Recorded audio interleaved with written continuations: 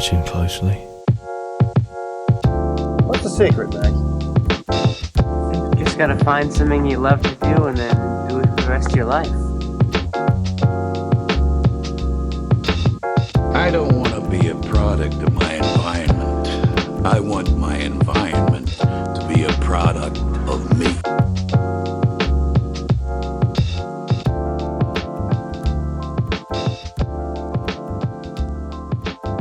Hello, and welcome to The Establishing Shot, a podcast where we do deep dives into directors and their filmographies.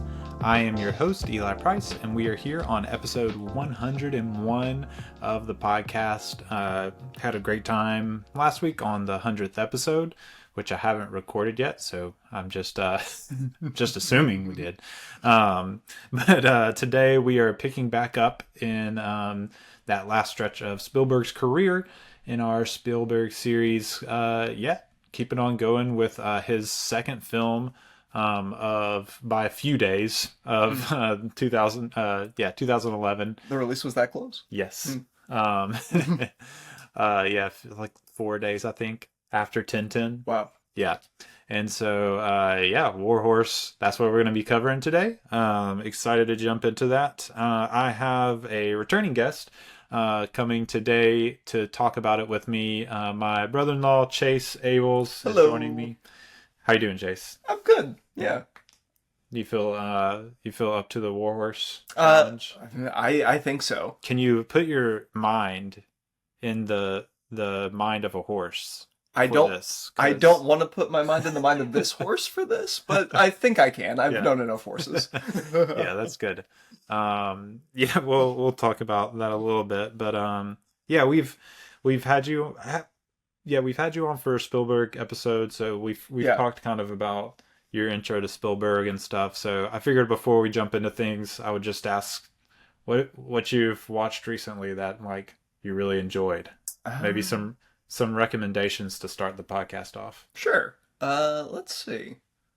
I haven't watched a ton of movies lately. I've been on a reading kick, and the media that I've been watching has mostly been like TV. But I can give some TV is fine. Yeah, I can definitely give some TV recommendations. I can't think of the name of the lead creator, but two series by the same person that I really enjoyed were one called Scavenger's Reign and another called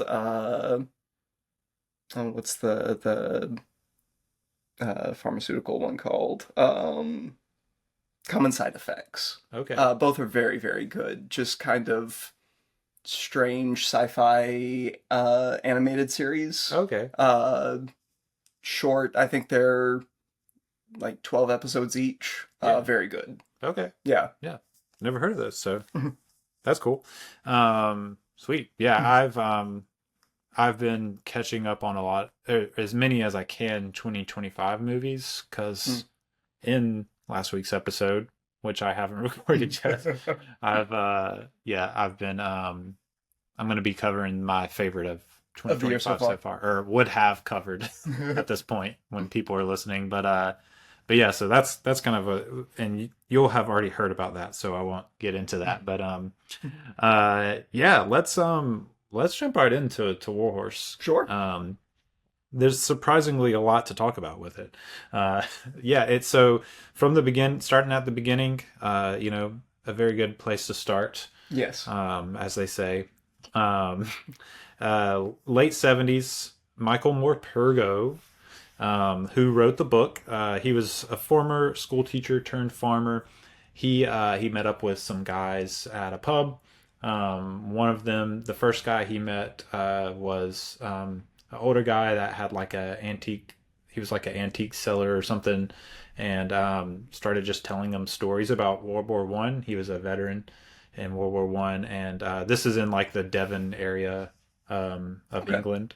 And so British guys, and they kind of like befriend a couple of other guys. One was also a vet, and the other was too young to enlist, but like would tell about like the selling of local horses to the army and stuff. And so he just like has all these like stories rolling around in his head. He does some like research of his own, and kind of discovers this story within the story of the war, which is kind of centered around like these horses. And he finds out that there was approximately 4 million horses in World War One on or near the battlefield that died. Wow. Yeah, Just that died. just that died. Wow. Yeah. Yeah.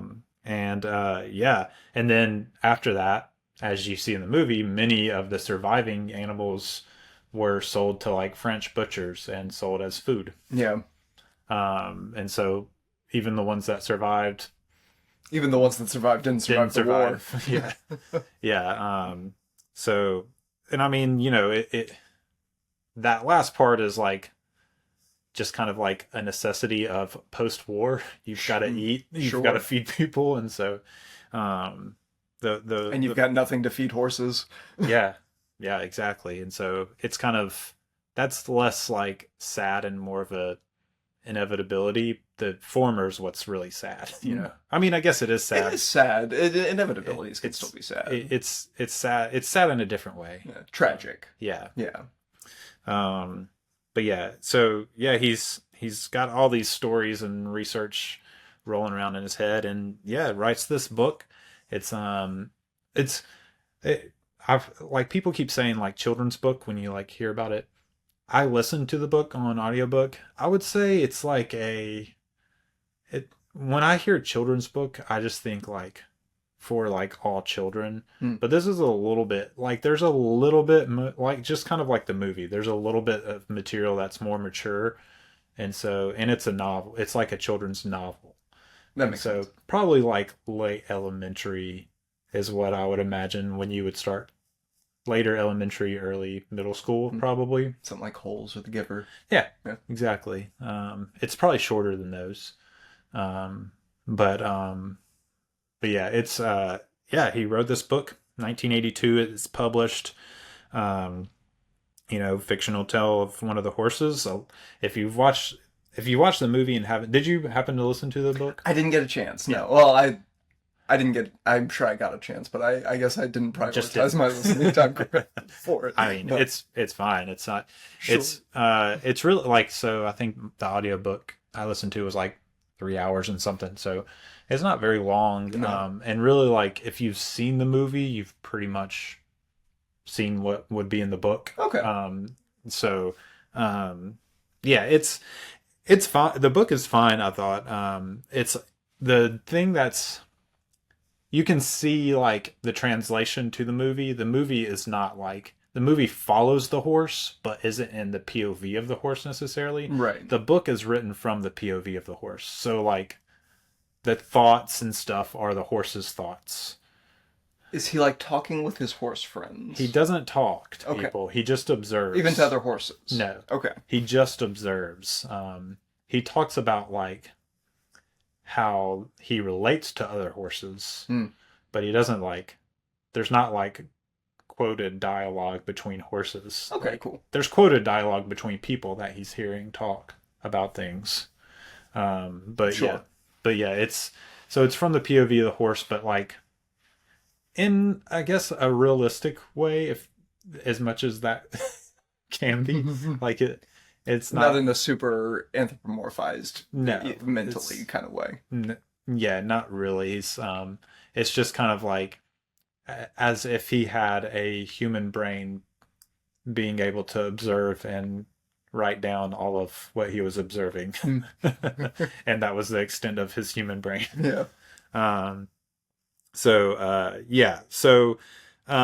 The book was a big success when it was published. He didn't expect it. I think I remember there was like a foreword to the book that he wrote for some like 40th anniversary edition that I listened to or something, and he talked about like being surprised at how big it blew up. Nobody really expected it to do what it did. So it was very popular. And then down the road, Morpurgo had tried to write a few screenplays that never, I guess, got like picked up by anybody. And so those kind of fell through. But later down the road in 2007, the National Theatre in London Okay. submitted a stage play to him. And so he was like surprised. They had in the stage play, it has it written for there to be two, for the main two horses. There's like two life-size puppets, like horse puppets.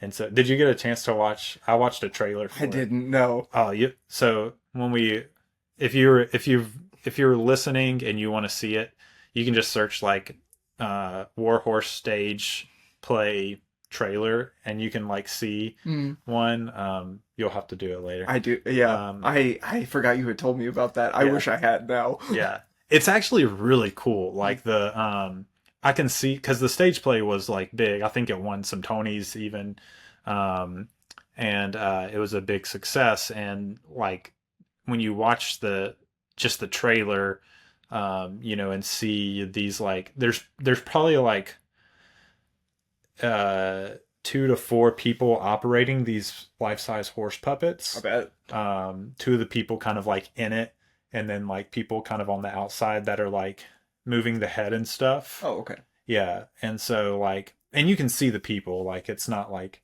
they're trying to like hide that. Sure. That it's being operated by people.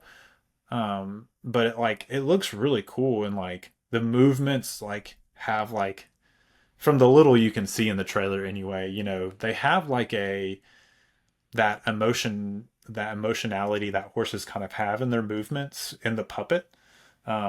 It's pretty impressive. I feel like it would probably be a really enjoyable stage play to see. Yeah, I bet. But yeah, so that first performance was in October of 2007, and it was, like I said, a big success. And 2009 is where we start getting to the movie stuff.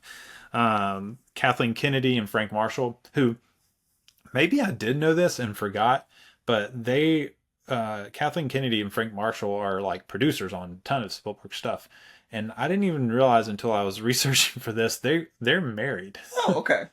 I just like, have they been the whole time? For a while, yeah. Oh, okay. I just, they have 2 different last names. They just Sure. didn't change their last name, and so it just never occurred to me that they were married. But when I was doing my research, it was like Kathleen Kennedy and Frank Marshall went with their family, and I was like, their family, that's not plural. And so I looked it up, and I was like, oh, they're married. And I just like, maybe I did read this at some point and forgot. I don't know. That's pretty common in show business, just because Right, of how hard it is to change your name on all of the paperwork. Yeah, for sure. And but yeah, they went and saw the stage play with their family, loved it, and then they were noticing like their kids' reactions to it, and that's when they kind of were like, okay, this could be a movie, and so Kennedy and Marshall, like they're part of DreamWorks, and so 3 months after that, they had already like acquired the rights for the book and the play with DreamWorks, and Spielberg, they're starting to try to get screenplays written for it, optioning out to writers. Spielberg at that point was wrapping up Tintin production and moving into post-production. And so, I can see there being a lot of post-production on Tintin. Yeah. That Tintin, makes sense that they came out close. Yeah, that episode came out today, so I'm sure you haven't had a chance to listen to it yet. No. But yeah, there's like 2 years of post-production. And so at this point, he's like wrapped up the additional shooting. So, they've done their main shooting. They've probably started on some of the post, and then he, went and did some additional shooting, and, motion capture with the actors to get what else he needed. He wrapped that up, and then he's just like, it's out of his hands at that point. He has to like see things and okay things, but like it's the animation studios doing all the work at that point. It's Peter Jackson's way to digital, right, doing all the work. And so so really, and Peter Jackson is doing a lot of that post stuff with his company. Sure. Very collaborative movie. Overseeing all that stuff. And so yeah, so he doesn't have a whole lot to do. So Kathleen Kennedy tells him about this stage play. So he flies over to England to see it in London, and loves it, very moved by it. And yeah, he's immediately on board. He originally was just going to produce it, but I think pretty quickly decided, like, okay, I'm going to direct it, which happens periodically throughout his career. Like, he's just going to produce something and then eventually decides, like, no, I think I'll direct it. It's a not a like huge trend with Spielberg, but it happens. It happens. Yeah, it definitely happens. They had a script by a guy named Lee Hall, who had the bunny trail. There is, he had written, I don't know if he also directed, but definitely wrote the movie Billy Elliot, which I haven't seen. Okay. Which starred the guy who played Tintin in Tintin. And so there's a little bit of a bunny trail connection there. Yeah. But Spielberg didn't really like the Lee Hall script. I didn't really see what he didn't like about it in my research, but he didn't really go for it a whole lot. So he gives it to, which I think Lee Hall still has writing credit. So I don't think they like scrapped it totally. They just did a rewrite with Richard Curtis. He sends it to Richard Curtis. I don't know if you recognize his name, but he's a writer director of like British sentimental comedies. Okay. Like Four Weddings and a Funeral. Oh, okay, sure. Love Actually is probably his biggest one. Sure. Which I haven't seen either of those. So I don't know. I've seen bits of Four Weddings and a Funeral. Mhm. I have not seen Love Actually. Yes, I actually have not seen that. Yeah. So he gives it to him. I guess he's thinking like he has like a British sensibility, and which you kind of need for this movie, because it's kind of that British sentimental sensibility in the book, because it's written by a British guy. Sure. So it's very British. Yeah. All the way through. Yes, for sure. Got the kind of, there's kind of like that British grit that runs through it. Like, just thinking about it as we're talking about it, like there is kind of like, that, this is World War One, but there's so much World War II content, and that's always like a big thing with like the British people, like were tough and like gritted out. Like, yeah, you think of like Dunkirk and stuff, and they're really working for the people that are in the war. So there's definitely some of that in this movie too, I think. There is, certainly. Yeah. So I can see why you would want maybe a British writer. But yeah, he hopes to stick close to the book. The new script still centered on Joey. Obviously, it's because that's the movie we watched. Yeah. Centered on Joey. He's the warhorse. But it gives Albert like a little bit more of a prominent role. Then the book, it's like once Albert's gone, he's gone, and he comes back, at the end. You're not getting flashes to Albert wondering how the horse is doing and reading letters and stuff. Yeah. Yeah, not really. No. You're literally, it's in the horse's point of view, so you're not jumping to anyone else's point of view in the book. But for cinematically, you kind of like need that to keep the character in mind and stuff. So sure. They add a few things. They change a few things. Like they add the whole father war veteran injury pennant thing. Oh, okay. They add all that stuff to kind of give some weight to that character and that relationship a little bit more. Oh, I feel like they did a good job with that. Yeah. Mm-hmm. Like there's definitely like, there's more like strife between son and dad in the book. And this one, there's more like of a strife and resolution to it. There's like more of a full arc to that character relationship in the movie than in the book, really. And then they also added like the the German deserters are not in the book. They kind of added those characters as a different way to get the horses to the French farm, sort of thing. In the book, they just like the Germans have the horses. They are pulling like basically ambulance stretchers. Gotcha. Like that is like, so when the Gunther, I think is his name, the German kid, is like, that's what he wants to use them for. That is what they do in the book. So there's probably like historicity to that. Probably. But in the book, they just like end up on that French farm and then they just leave them there. And then another regiment comes through and then takes them. So, Gotcha. So in a sense, that is kind of what happens. But in the movie, they like hide the horses from them and stuff, and lose them later. So there's a little bit more drama and stuff with that added in the movie, which I think to good effect. I think there's a degree to which, when you have a short children's novel, like you can kind of add more meat. You can, yeah. To a story when you make it into a movie. Have you ever read Fantastic Mr. I did, yeah. It's very bare bones. It really is. And to me, it's like the movie's kind of better. It adds a lot more meat. It does. Emotional depth to the story.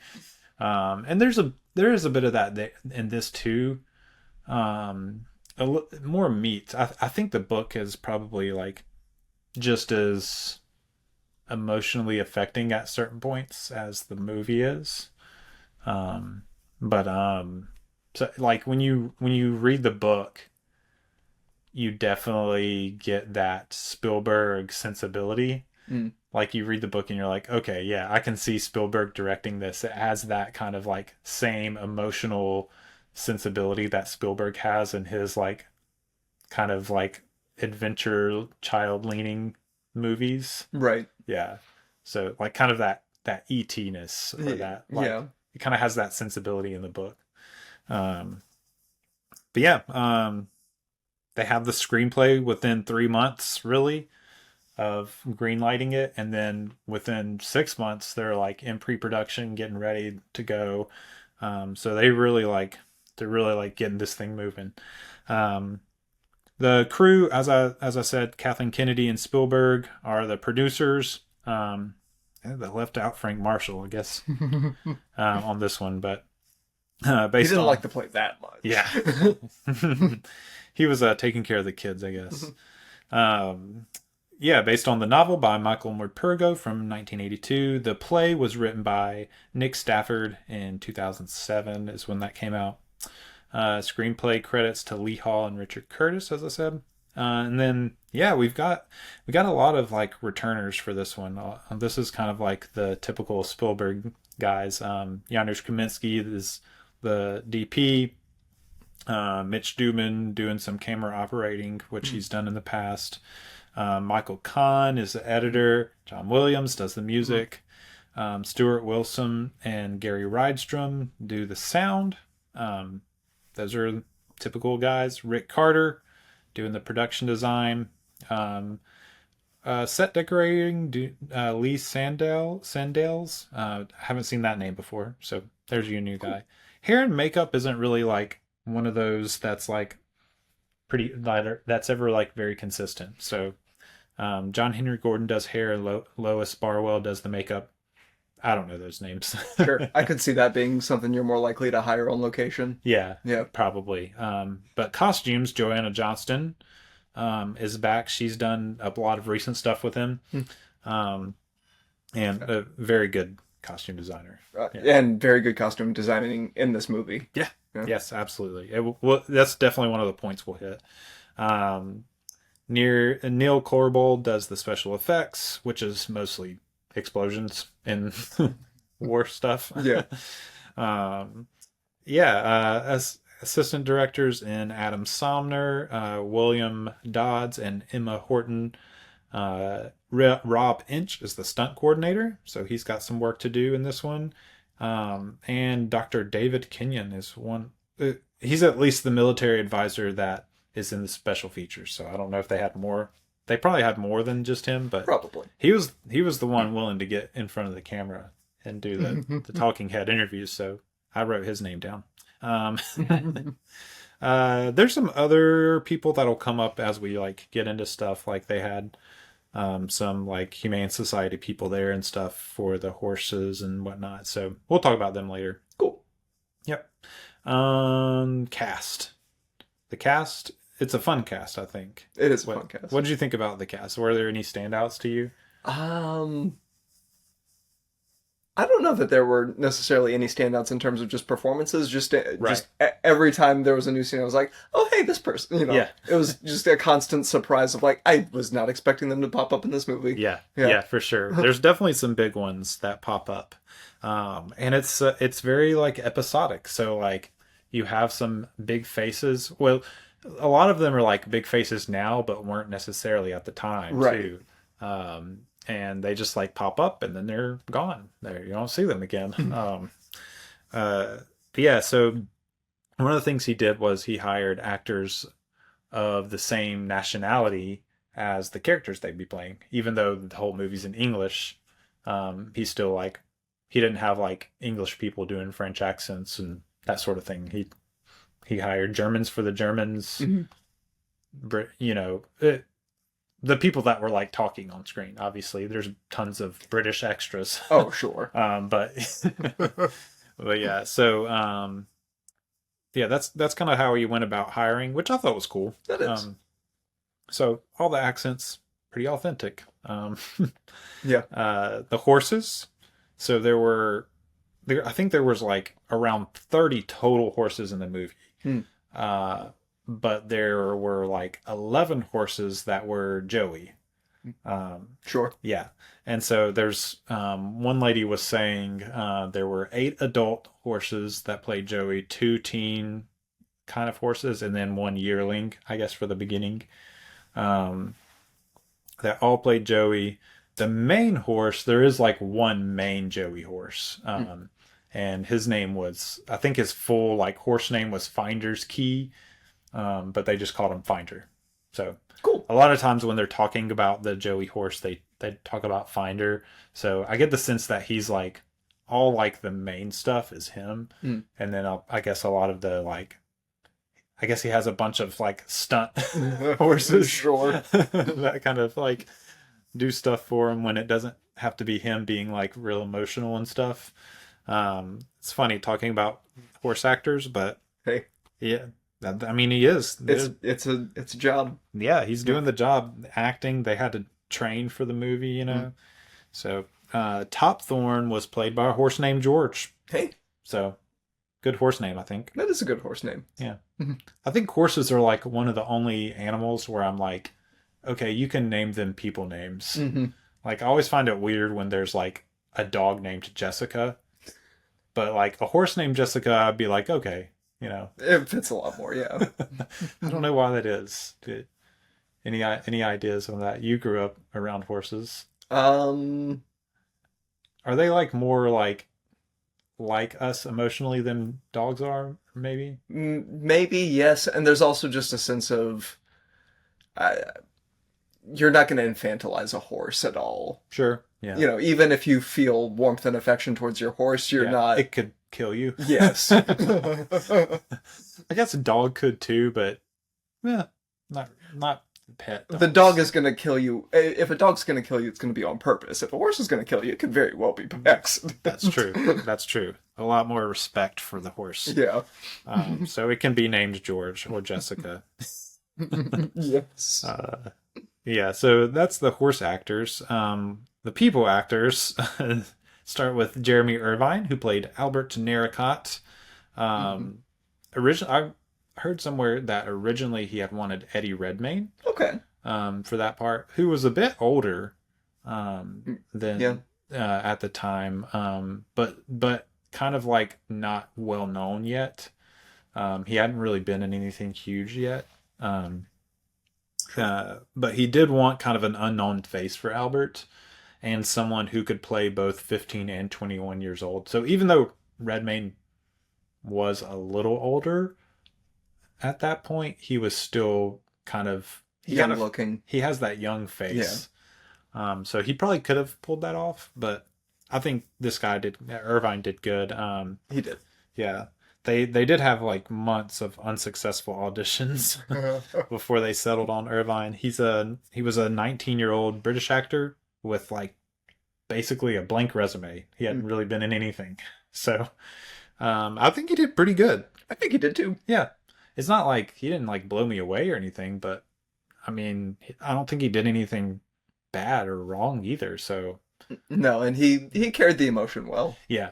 Yeah. Especially like he has like that wondrous look in his eyes that he pulls off really well, which is like key for a Spielberg kid, you know, like seeing the horse for the first time, or, you know, I guess like even at the end, like being blindfolded and seeing the horse with your hands.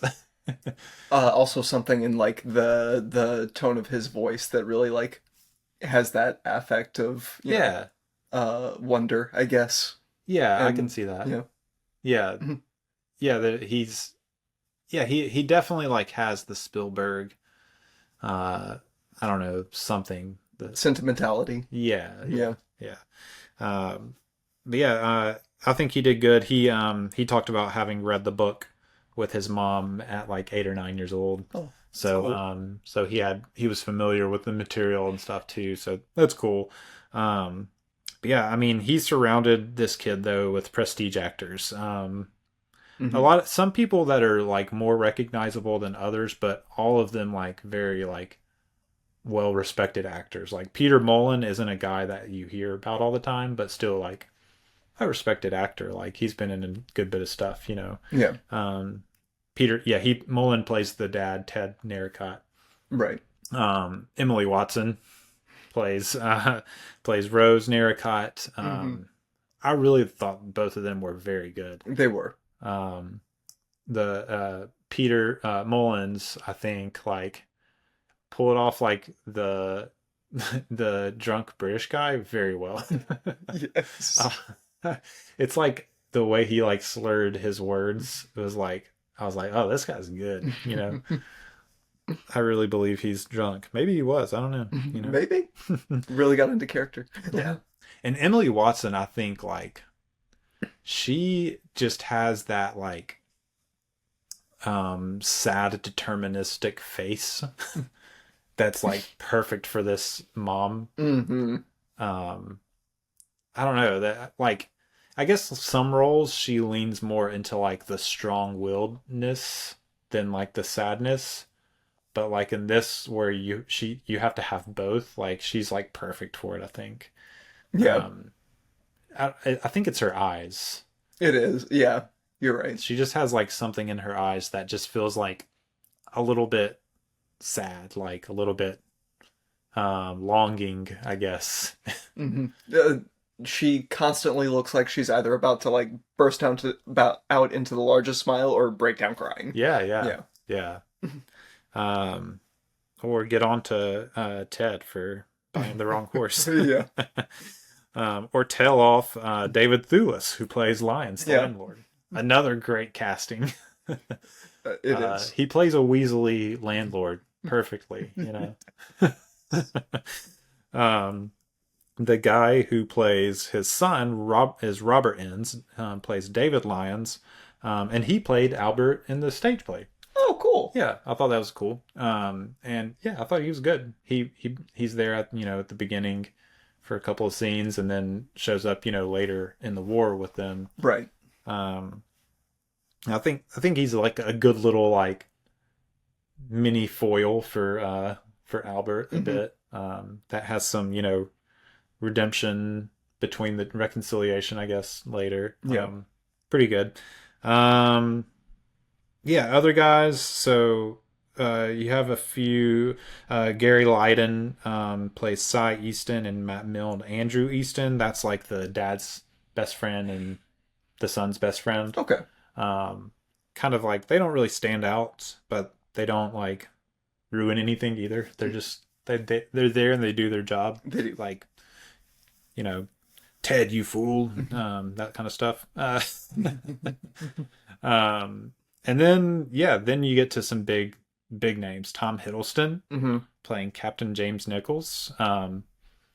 I didn't expect to see him pop up. I hadn't really like studied the cast list before I watched. I hadn't either. And so like when he popped up, I was like, oh, it's Tom Hiddleston.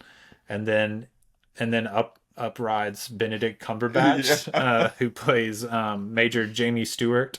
Didn't expect Benedict Cumberbatch to show up either. No. Yeah, so that was really cool. Cumberbatch really hadn't been in anything big yet. He was like, Spielberg had discovered him kind of in British TV, because Spielberg, of course Spielberg is watching British TV because he watches everything. Hiddleston, I'm not sure where he had like discovered Hiddleston. That didn't really come up, but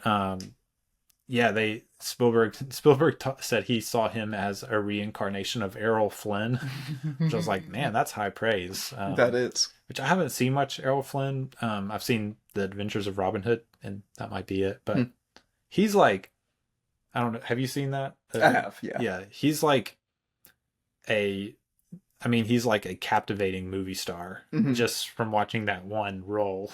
Like, I get the feeling that he's probably like that in all of his movies. Like, yeah, I could see that. Yeah. I don't disagree with him about Tom. I don't know that Tom Hiddleston has had the career to let that shine, Right. but I feel like he has that quality in him. Right.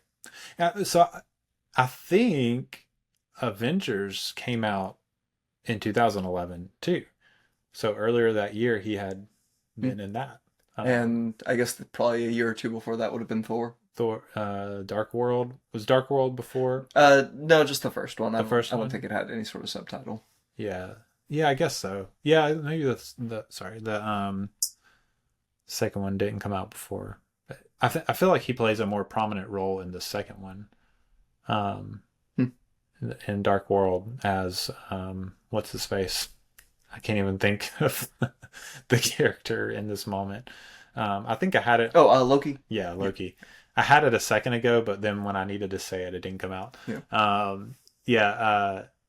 I think Loki plays. I don't know. I don't know. Yeah, those two Thor movies kind of blur together for me. Yeah. But yeah, I mean, he's definitely for sure. He's in the Avengers earlier that year, which I'm almost like positive that was 2011. Would have been summer 2011. I think you're right. Yeah. So yeah, I mean, so he like, they would have probably filmed this before that had come out. So if that was like his big breakout, this would have kind of followed that, and they, I guess, wouldn't have known that was coming. But I mean, I guess you kind of did. Like, they've been building to the Avengers for a while, so. Sure. But yeah, he called up Hiddleston. They, Hiddleston says they had a chat because, he's British. So, you don't have a talk, you have a chat. Of course. He said they talked about Peter O'Toole, as you do, of course. Of course. If you're British and an actor, I guess. Everything British coming out in their conversation. And then Spielberg asked him if he could ride. Horses, of course. And he was like, yes, I can. I have. And, it's kind of like one of those things that I got the same feeling from Cumberbatch of like, yes, I have ridden. Let me go brush up, But I mean, they ride really well in the movie. They do, yeah. The third member of that little trio was Patrick Kennedy, who plays Lieutenant Charlie Waverly, who he worked with Spielberg in the movie Munich. Okay. So he had worked with him before. So that's kind of like the trio in that section of the movie is those three, with, obviously Cumberbatch and Hiddleston being like the main two because they're the ones on Joey and Top Thorn. Right. But the other guy, like, he has some, he has the moment with the hat. That's kind of funny. Um, what do you think about this hat? Yeah. And, Hiddleston as Nicholas is kind of like, I don't think you're going to be worried about the hat.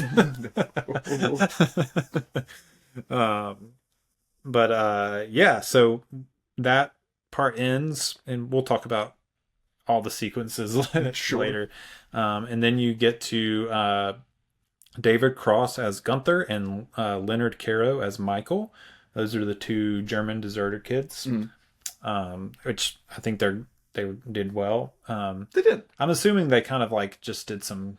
They didn't really talk about how they cast all of these characters in the special features and stuff. So I'm assuming they just did some like casting calls for Germans in Britain, or maybe they did fly them in. I don't know. Maybe.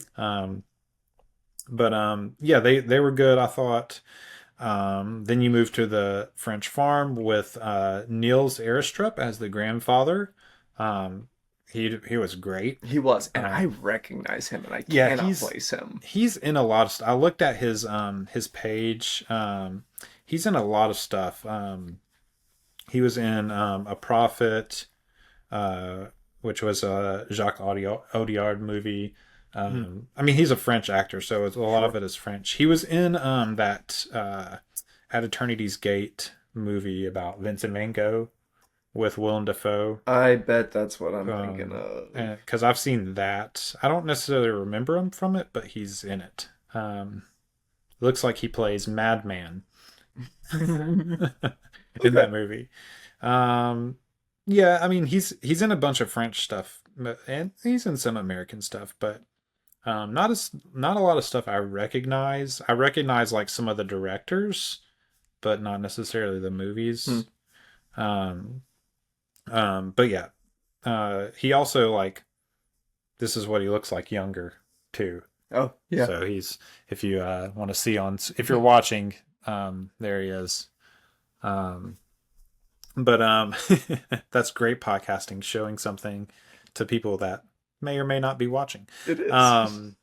Yeah. So back to the cast. I thought he was great. He was one of my favorite parts of the movie, I think.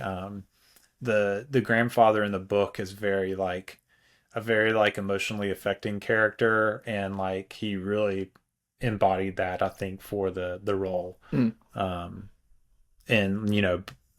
when he in his main section, and then when he pops up at the end too. Yeah. Man, so good. And then Celine Buckens plays Emily, the granddaughter. She was a 13-year-old Belgian actress. So yeah, she was good. Yeah. And Spielberg is used to working with kids, and so he is good at getting performances out of them that are good, and she gave a good one. Yeah, for sure. Then you have the next section with the cannon pulling. So the main guy there is Nicolas Bro, which cool last name. His last name is Bro, B-R-O. He plays... I know Nicolas Bro, Bro really? is not spelled B-R. Right, the French. Yeah. Yeah. That's funny. Well, it's not him. It's a different Bro. Cool. Who plays Friedrich, the crazy Friedrich, whispering to the horses and stuff. He's the main guy in that. There's another guy, Rainer Bach, who had a pretty, he's been in a bunch of stuff too. That played Brandt, who I think is, I think he's the other like main German commander in that section. That's like yelling at everybody and stuff, and I think he's the one that ends up like shooting Top Thorn. Because Friedrich, if I'm remembering right, Friedrich can't do it. Right. Okay. Yeah, it's been actually a couple weeks since I watched this. So Fair. At this point, so I was trying to remember. Yeah. So that's that section. Then of course you have No Man's Land, where you have some of the other guys come back, but then you have Toby Kebbell, who plays Geordie, the soldier. The one that finds the British guy, the guy that goes out from the British side, and then Henrik Schoenemann, who plays Peter, the German soldier who goes out. So those guys were really good. Yes. I thought. that's like we'll talk about this more extensively later, but that section feels like a short film Hmm. that like speaks like in that short little scene like what the whole movie is trying to do to me. Yeah. um like I could watch just that on its own and like love it. But yeah. Wrapping things up, you have Eddie Marzen, who plays Sergeant Fry, who's kind of the guy in charge there in the kind of at the end of the war camp kind of thing, Right. where Albert is blind and whatnot. And then Liam Cunningham plays the army doctor in that section. So Yeah. those are the two kind of other main characters in that section that show up. Um, and yeah, cameo by Michael Morpurgo and his wife. They're in the scene with the first horse auction Okay. where Ted buys Joey. Yeah. He's like wearing a top hat and she's like in a purple dress beside him. So that's fun. That is fun. Yeah. Well, that's the cast. That was the only like cameo. No Spielberg's daughter in this one. She shows up sometimes. You could call the actor that played what's the kid's name? Oh, Robert Ems. Yeah, Yeah, you could call that a played. cameo in a way. Yeah, I can't remember his character's name either. David. Yeah. It's not. Their names aren't really that important. No. It's just they kind of like. I guess in that sense, it is like From the horse's the horse's perspective. perspective. Like, yeah, It's their just a names. person. They well, like the cool thing about it is like I can say like, oh, the German character that did this in that section of the movie, and like you can picture what he looks like, Hmm. what his like demeanor towards the horse was, and like other people, and like you can like everything about the character without like knowing the character's name, which I think is kind of like a strong point of this movie. Is there's like there's so many characters that run through, but they all feel pretty like well formed, even though you're like running through them fairly quickly. Which is like it's something that like Spielberg does really well, is like quick character development. Like when he's on, there's sometimes where he doesn't do it well in some movies, but I feel like a lot of times he's very good at like doing like a scene where like you learn everything you need to know about the character, and like he does that really well in this movie, I think. He does. Hi. Quick reminder that you, yes, you, can be a huge help to the production of this show. If you visit establishingshotpod.com/donate, you'll find out how to join the Establishing Shot family through some giving tiers starting as low as $5 a month. You heard that right, only $5 a month. And not only will you be helping me keep the show going, but you'll also get some perks yourself, like early and ad-free episodes, bonus episodes, access to a Discord server where we can chat it up about the show and movies in general, and more. Might even let you choose a movie for me to review for the show. Check out that link in the show notes to learn more. Back to the show. But yeah, production starts August 6, 2010. For the scope of the screenplay, which is like, you watch the movie beginning to end, you're like, they did a lot in this movie. It's only $70 million budget. For the scope of that screenplay is actually a pretty tight budget. That is. Especially like for Spielberg. But he's worked with small budgets before and got a lot done. So, the indie movies probably are the best example of like doing a lot with a little. Yeah. But yeah, location wise, I mean, like it doesn't get a whole lot better than some of these locations. Sure. The first place they started in August was in Dartmoor, which is in the southwest of England. There's a couple of reasons that like when I was like, I wonder if Chase would do this with me. Then it like later hit me of like, oh, Chase would be perfect for this because you did like a backpacking trip across England. Yeah. No, And- didn't make it to Dartmoor, but Yeah, been to plenty of places a lot like Dartmoor. Yeah, I figured. And you also grew up with horses, Yeah. so you can speak to that as well. Chase and my wife grew up riding horses. Mhm. Not really like a farm, but like No, a but pasture. Yeah. There's a few acres of pasture. little barn, some horses. Yeah. Yeah.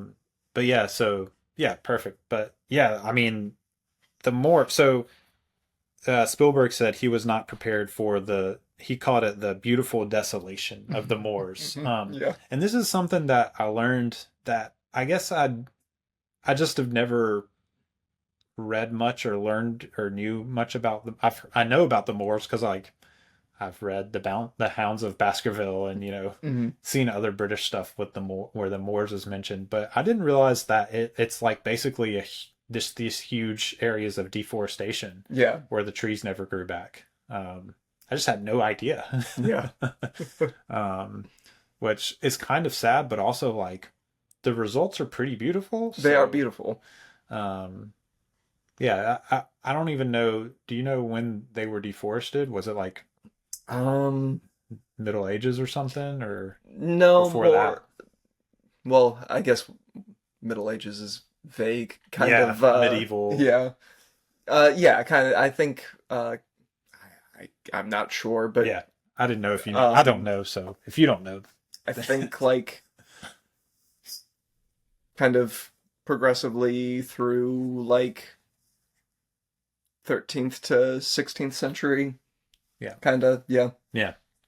I mean, yeah, it's like pre-industrial, but still yeah, not like super far back. yeah. When they were still needing a lot of wood, I'm assuming. Oh yeah. For things. Yeah, for For everything. everything. Yes.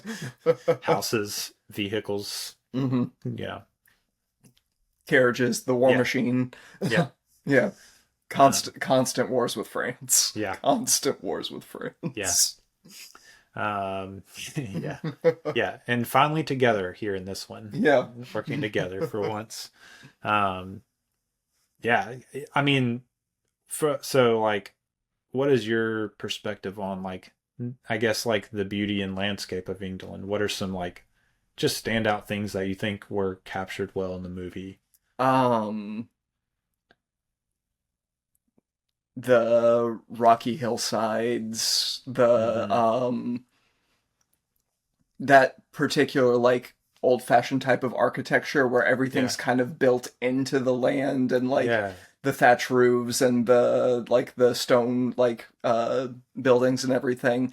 It's surprising once you get out into the countryside how much of that is still the case. Yeah. Yeah.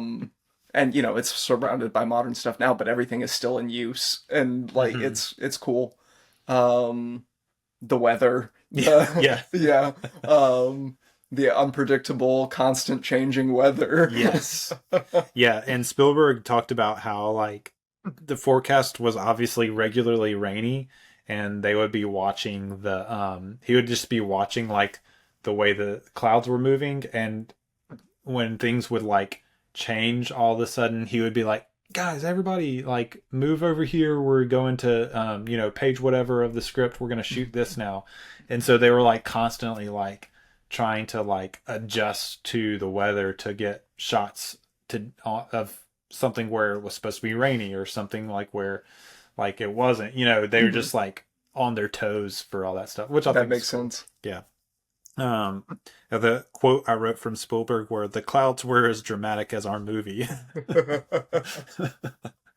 Yeah, the moor's beautiful. The house, the Narracott house, was like some old ruins that they kind of it was like very like dilapidated and ruins basically, and they kind of built it back up to be the farmhouse. That's cool. That's really cool. Yeah. So I don't think the interiors were. I don't know that the interiors were shot actually in that. Oh. They did they ended their shooting with like 5 days of interiors, because there's just like barely any interiors There, yeah. in the movie. So just built some sets and Yeah. Probably back in, I guess they were in England, so they might have used the London studio that Spielberg's used a lot, that George Lucas used too. I can't think of the name of it right now, but yeah. I know what you're talking about. yeah. Or it might have been. I didn't really look up what studio they went to. They might have went back to L.A. I have no idea. But it's, if you want to know, then you can go to the IMDb page, scroll down to locations, and see for yourself. I usually do that myself so that I can tell people on the podcast, but I didn't this time. The village, Chase looks like he's going to do it right now. The village that they used was a little village called Castle Combe.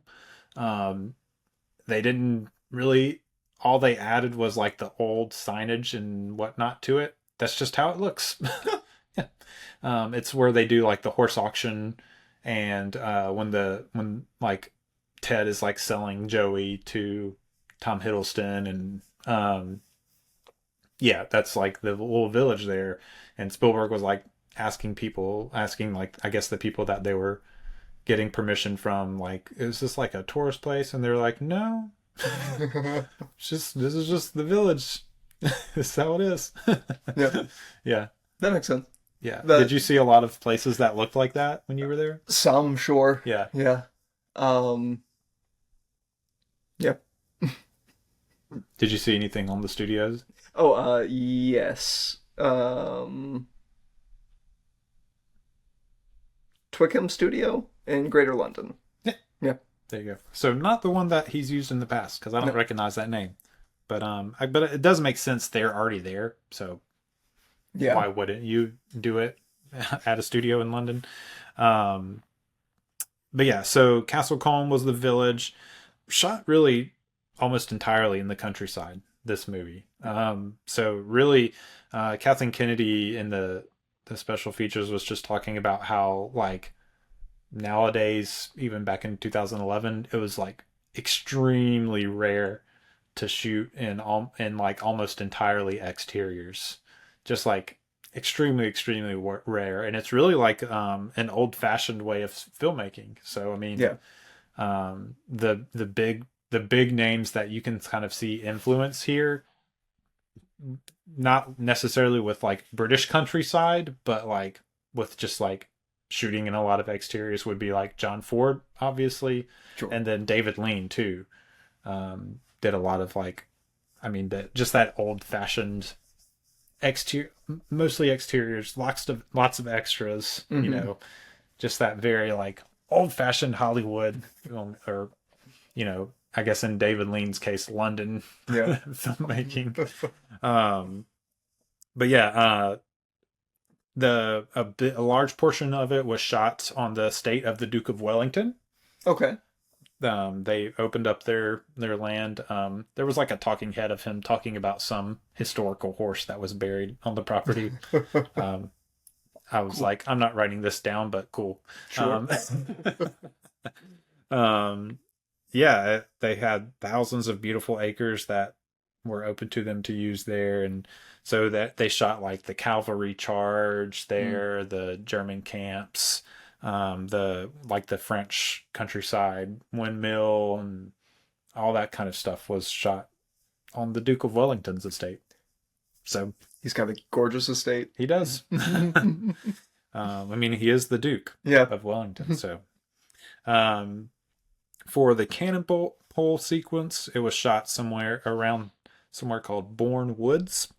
I don't really know exactly where that is, but I'm assuming it's somewhere probably around Dartmoor and the Duke of Wellington's estate. Probably. I'm sure they're not traveling all over England. Probably not. But and then they used, for No Man's Land, they used an abandoned airfield in Surrey. Hey. So, yeah. That works. Yeah. And then, yeah, of course, I already said 5 days in the studio for exteriors. And, yeah, ended shooting in October 2010. I think it was like a 63-day shoot, which is a really fast shoot for a movie, like I said, of this scope. Yeah. It does help that, like, they just used England as a stand-in for like any European location. They didn't like go to France for the French countryside. But yeah, so that probably helped. But yeah, it's still very fast-paced on set. Yeah, we already talked about the weather. Nearly 6,000 extras used throughout the movie. I'm not surprised. 30 horses, I think I already mentioned that. Lots of crowd shots. Yeah. There's so there was like one extra feature that was like a few minutes of one of the extras just talking about stuff, which you rarely get. You rarely get extras talking about things, but he's like one of those guys that's an extra a lot, it seemed like. Because he's talking about like there were some days where there was like 250 to 300 extras in a scene, but there was like a core group of like 100 extras that he was a part of that were like all throughout the movie. And they played both British soldiers and German soldiers, and I would assume like people in the village and that sort of thing. And so they did he's saying most of them did their own like research on going to museums and reading books and stuff about the sorts of people they would be playing. So that was fun. Like I could see like having a lot of fun as an extra on a Spielberg movie, just getting into your role. And yeah. So that guy definitely was into his role. And, he got to be on the special feature, so I'm sure he was excited about that. Oh, I bet. On set, obviously some scenes pretty emotional. One of the things that like stood out was Benedict Cumberbatch talking about the cavalry charge scene, which is a very like emotional, it's like a pivotal part of the movie. Yeah. And he talked about by the third shoot of that scene, he was like having to like hold back tears. Like he was just caught up in like the emotion of it. Like I guess like the devastation of it, I guess, was getting to him. Yeah. Being a part of it. And so, I thought it's always fun to hear, like, not fun, but like, it's interesting to hear like stories of just how the emotion that you're trying to portray for people watching the movie also like happens while you're like acting it out. Like, it just, you're pretending and acting, but like you get in that state. And it's like affecting to you in the way that it would have been for the people you're playing. Yeah. It's just a very like interesting part of acting where, in your head, you're pretending and for, lack of a better term. Sure. But it's still real. It's just like that kind of like old thought that sometimes like, fiction is just as true, if not truer than nonfiction. Right. What you're pretending to do is just as real in your head as, or like the emotions and like the truths being portrayed are just as true, even though it's fiction. And also like if you're an actor, just physically putting yourself in that space and acting out the motion of it. Yeah. And that's one thing that's come up in this recent like stretch of Spielberg's career, because CGI and all that is starting to blow up, and so you start to hear when you watch, when you start getting into like the 2000s and stuff, and you start watching the special features of those movies, you start to hear actors talk about, I love being on the Spielberg set because you're in a real space and like you're interacting with a real set.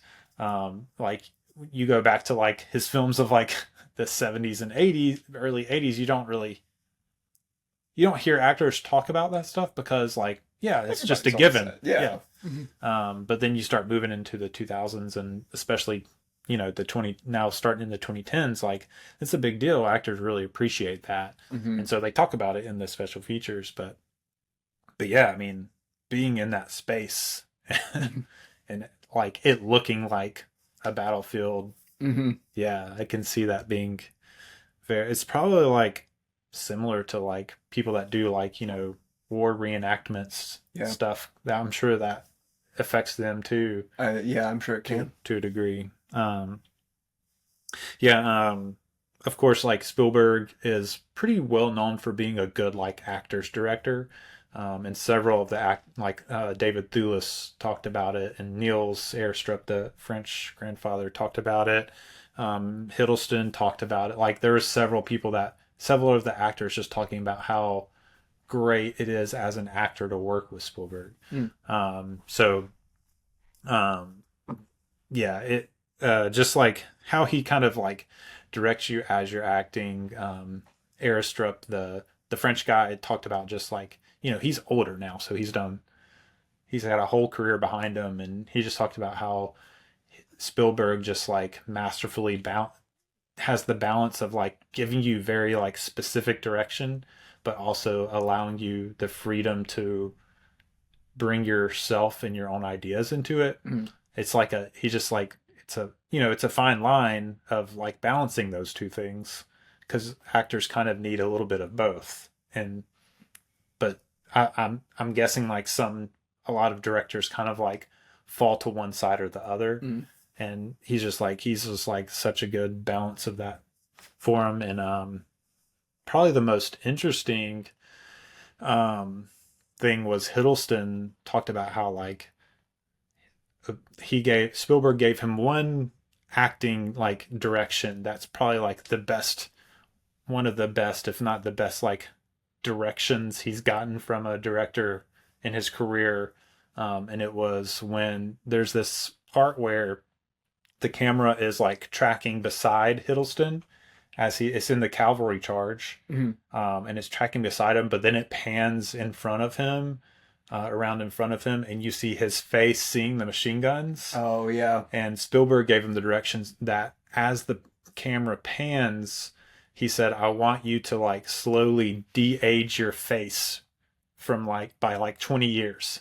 So like you're 29, but by the time the camera stops in front of you, I want you to like look like you're like 9 years old seeing this, what's in front of you, like the fear, right, that a child would have.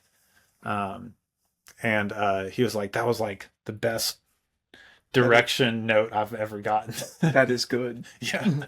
And like they showed it in the special features as like he was explaining it, and you're like, wow, like he nailed it, You can see like slowly his face just like drain of its like maturity and its confidence, and like just drop into like fear and like panic,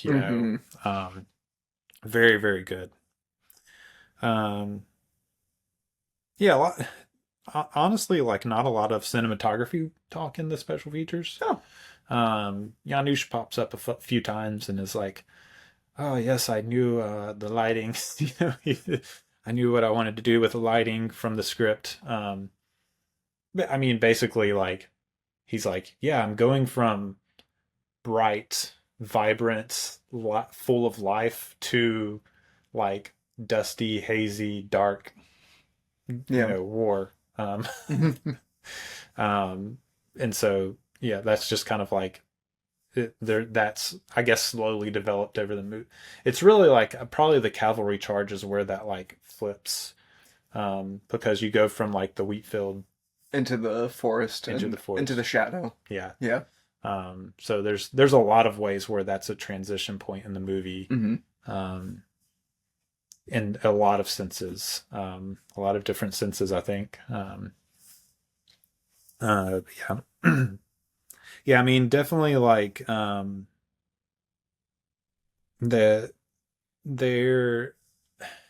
way it was shot. I mean, it's like that wide lens to be able to pick up this landscape, Right. And then I think too, there's Spielberg denies any like overt, reference to John Ford, but like just that kind of John Ford way of like allowing the landscape to like swallow up the people in it. there's definitely like a lot of that. Yeah. I think whenever he like goes to those like wide shots, and it's like, oh yeah, people are very small, which is a very like John Ford thing. And also like the way, another like very John Ford thing that probably is an influence here is like the landscape reflecting the demeanor of the character. Like, he has a lot of like stubborn, gritty cowboys in a stubborn, gritty desert environment. Yeah. And there's some of that here with probably like what we were talking about, like that British like grit, and like determination, is kind of like reflected in the landscapes that they're in a way, like, the rockiness of these hills and, the landscape, just think about like the plowing sequence. Uh-huh. Like the land is just as like determined to stay rocky and unfertile as Albert is to plow it. Yep. And that's just a very like, there's like underlying like John Fordness to that, Yeah. Which honestly, like I need to like brush up on a lot of John Ford. I do too. But I have seen the few that I have seen. I definitely like, it's there for sure. Yeah, John Ford has so many movies. It's kind of intimidating. Yeah. But yeah, I definitely like need to start knocking out some of his like bigger ones here and there. But yeah, costumes. You had mentioned loving the costumes. Yeah. They did a great job. Any standout like stuff for you as far as that goes?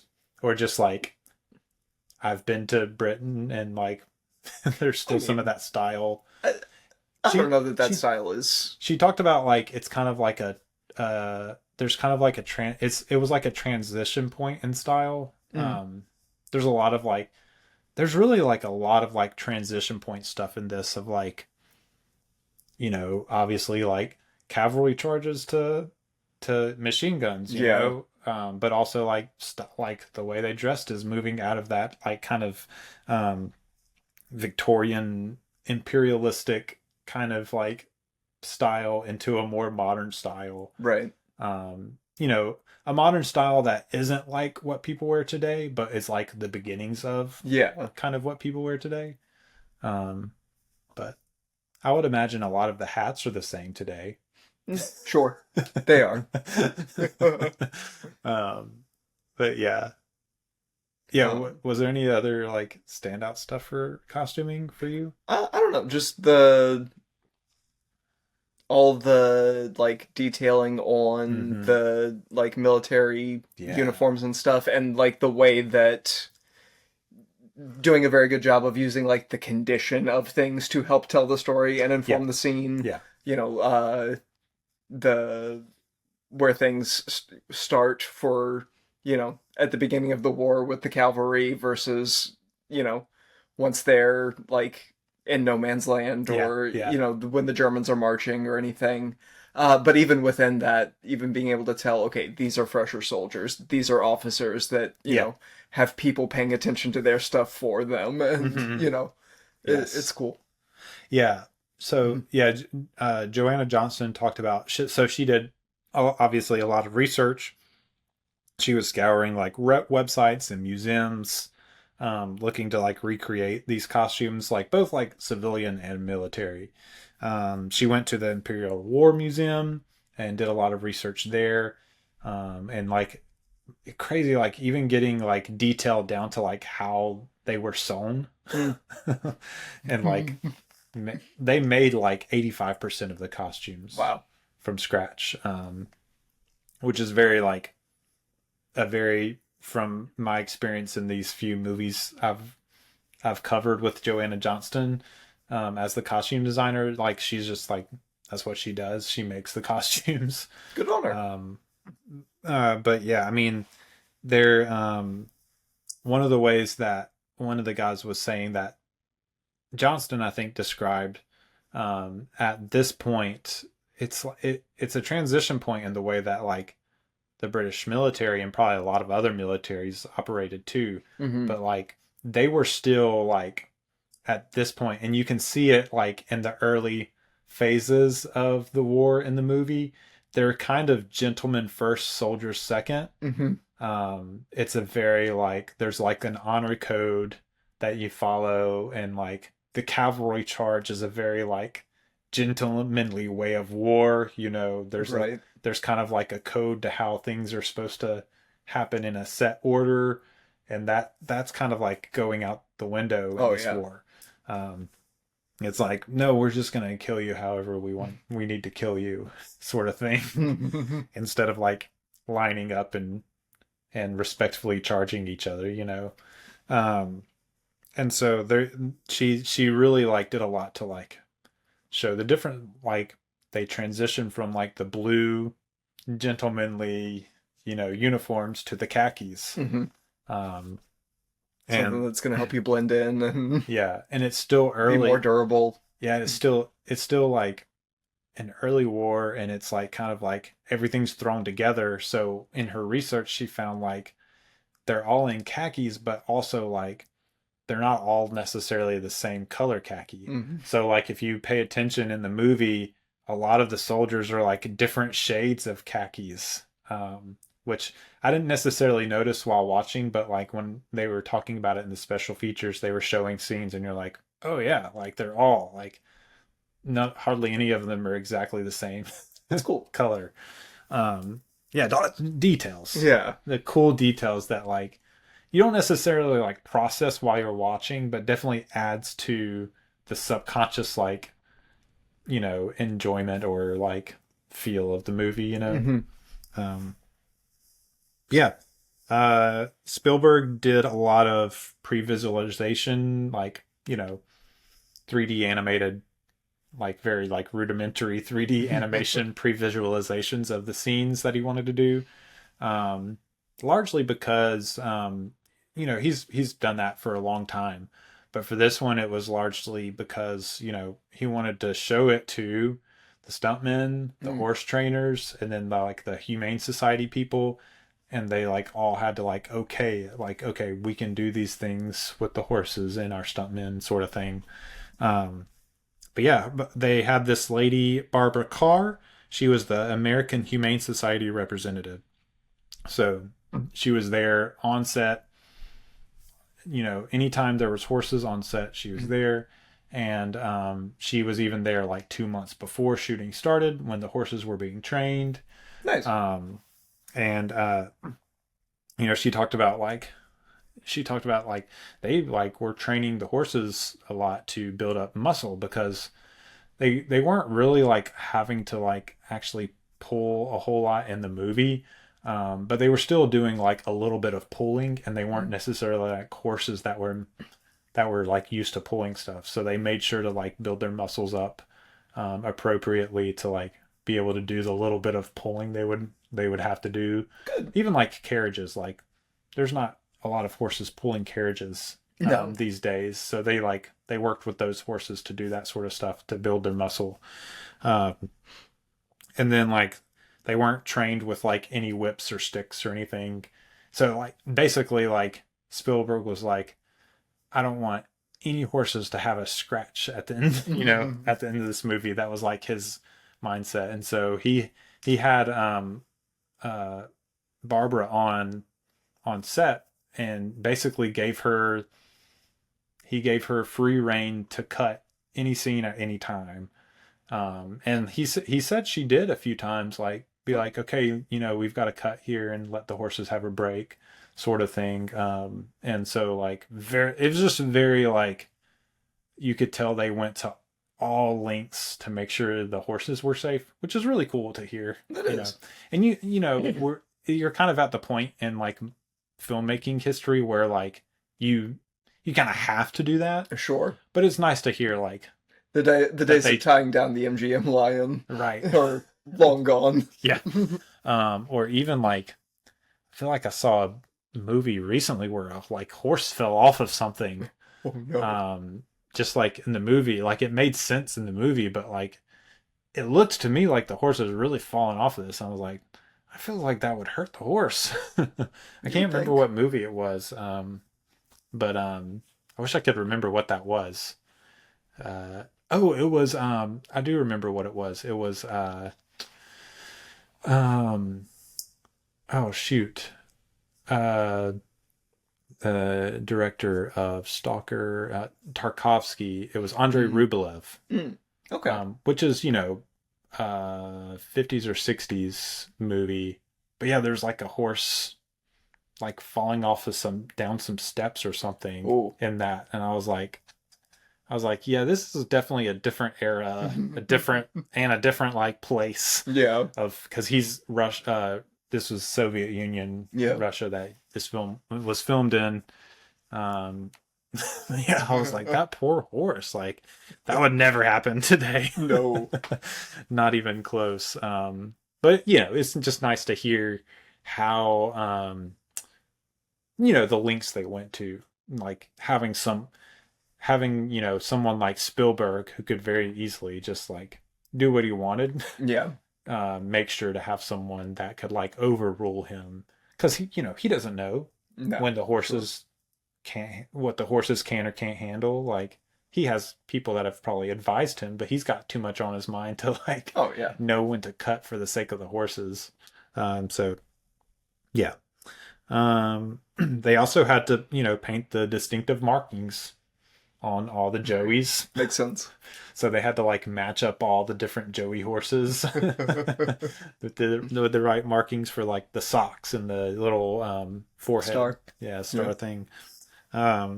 Which they said it took about like 45 minutes per horse to get all that done, which sounds like a long time, but honestly, like as far as like people's extensive makeup goes, that's on the lower end of that is. So the horses got off easy, I think, on the makeup side.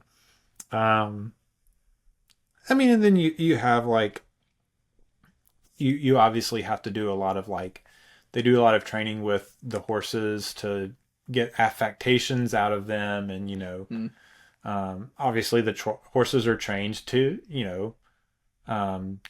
do horse things on command. Sure.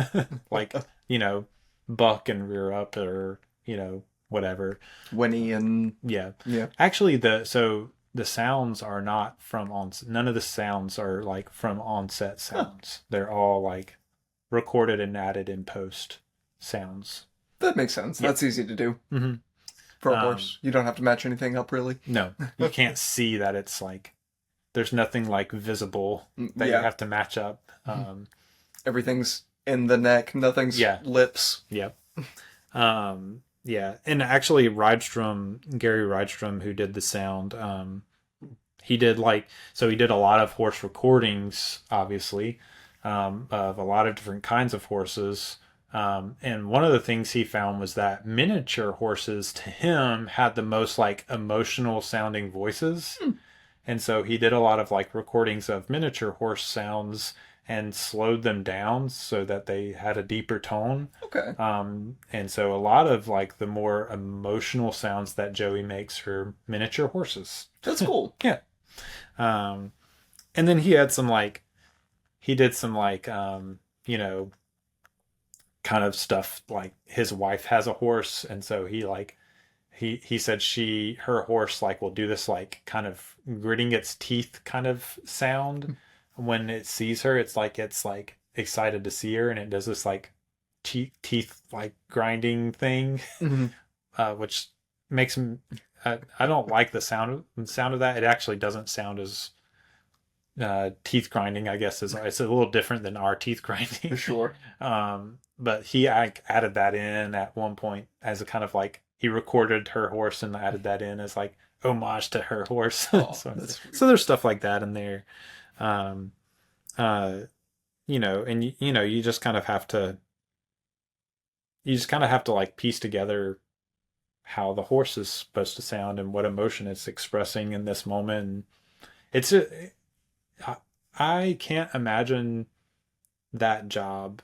It seems like a very like rewarding job when it's done, but seems very like tedious when I bet. to go through like your library of horse sounds and like work through it, try to match up each one to the scene. Like, man, sounds tedious. Um, uh, yeah.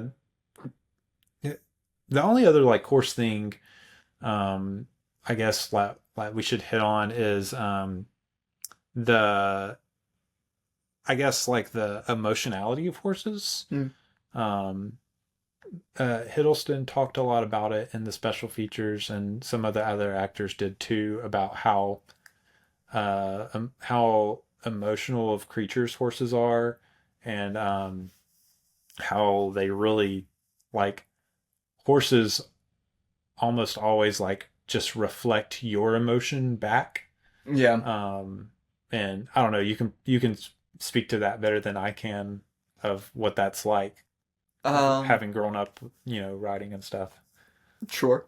Yeah, if you, I don't know. Yeah, they really pick up your whatever energy you're taking to them. So like if you come up to them and you're nervous, they're gonna be skittish and likely to, you know, start and scare you more, and then you're Yeah. gonna scare them more. Yeah. If you're, pretty confident with them, and this, especially if you know them and you're, they'll, yeah, they're just respond kindly to you and will try to be helpful to you even in Yeah. like whatever you're trying to do with them. Or Yeah. they're cool animals. Yeah. Yeah.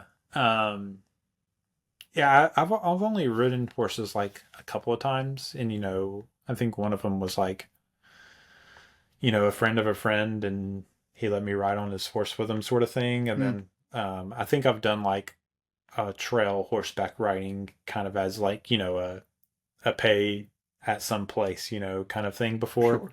Sure. But yeah, I don't have a whole lot of experience with the horseback riding. But it feels like a really like cool thing to experience. There's actually like a lot more than you would think here in South Louisiana, like horseback riding. There is, yeah. It's like a pretty big thing down here. Yeah.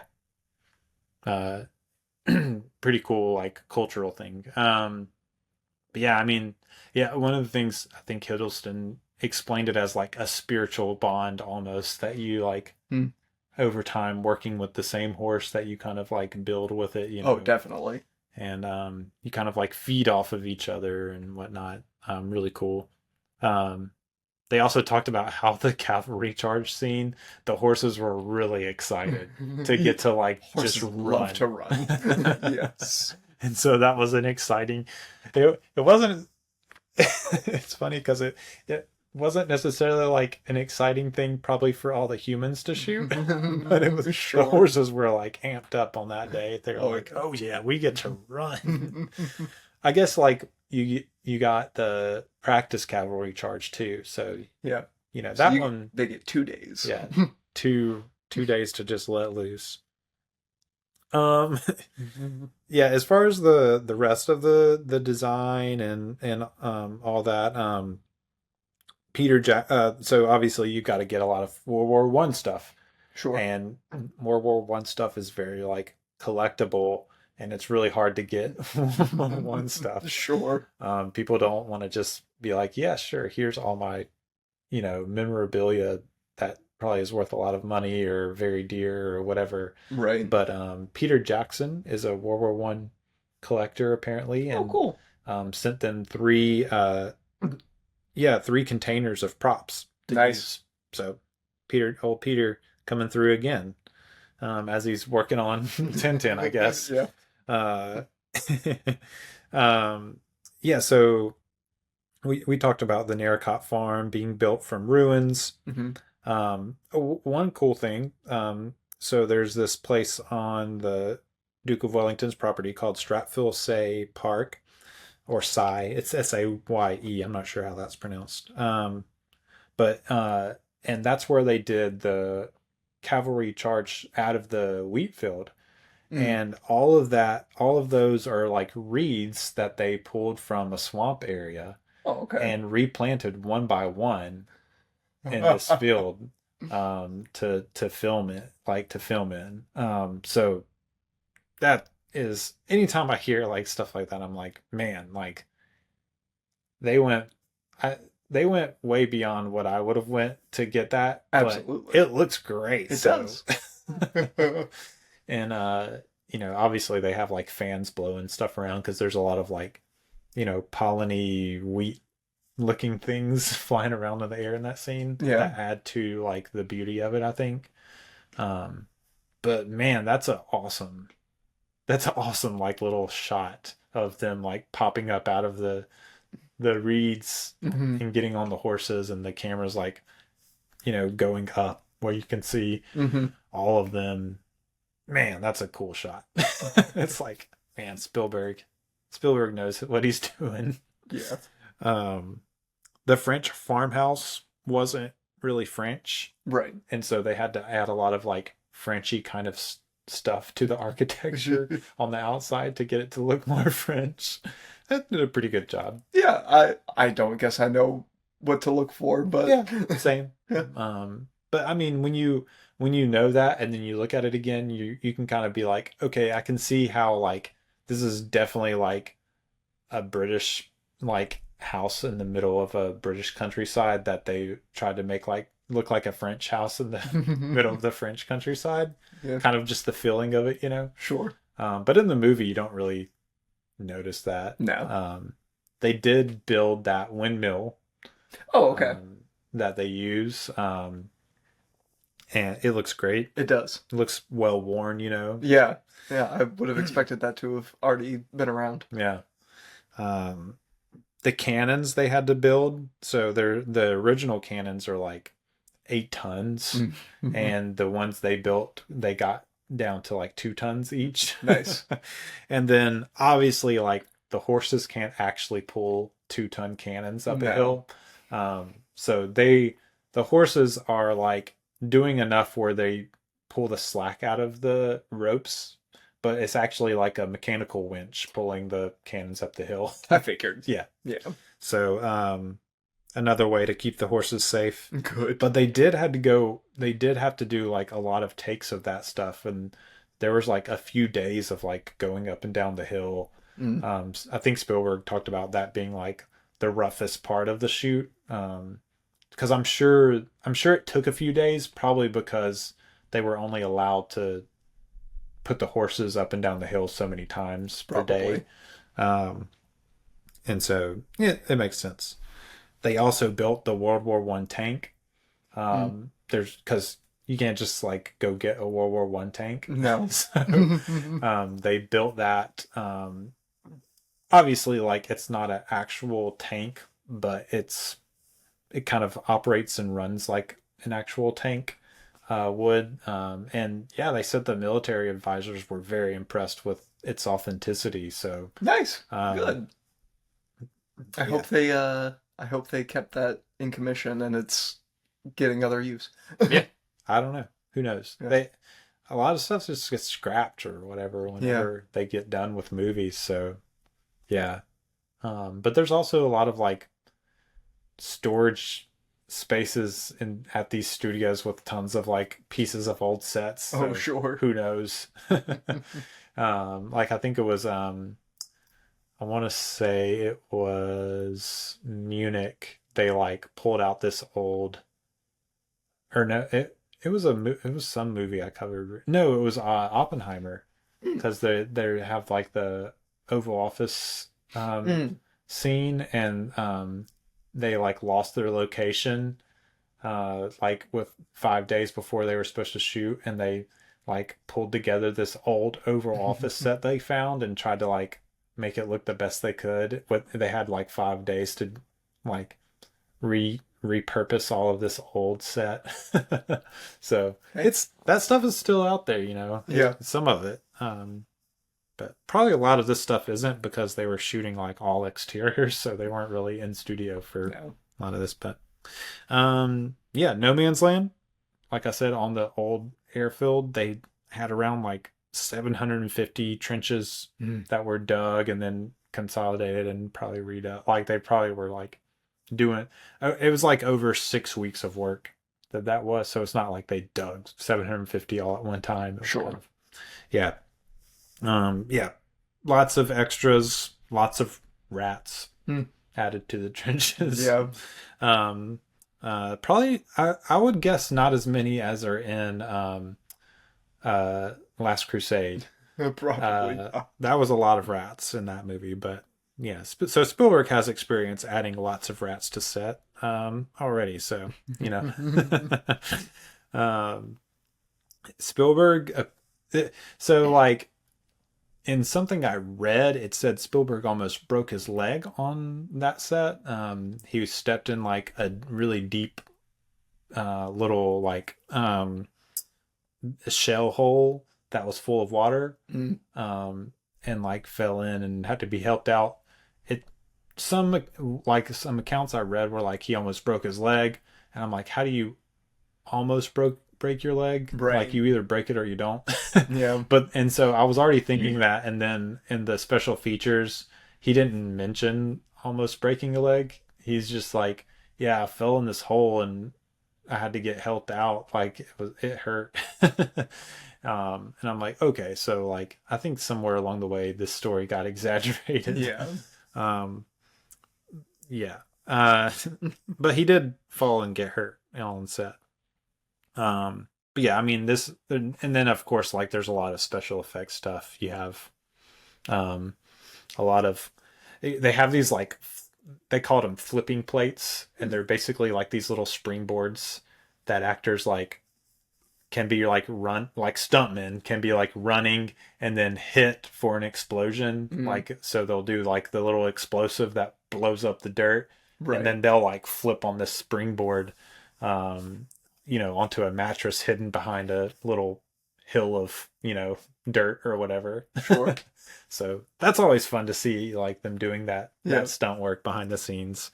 And then, yeah, you have, so there's obviously like the Joey horse running through barbed wire, which is very hard to watch. Oh yeah, it looks very realistic. It does. It does until you start noticing the lack of blood.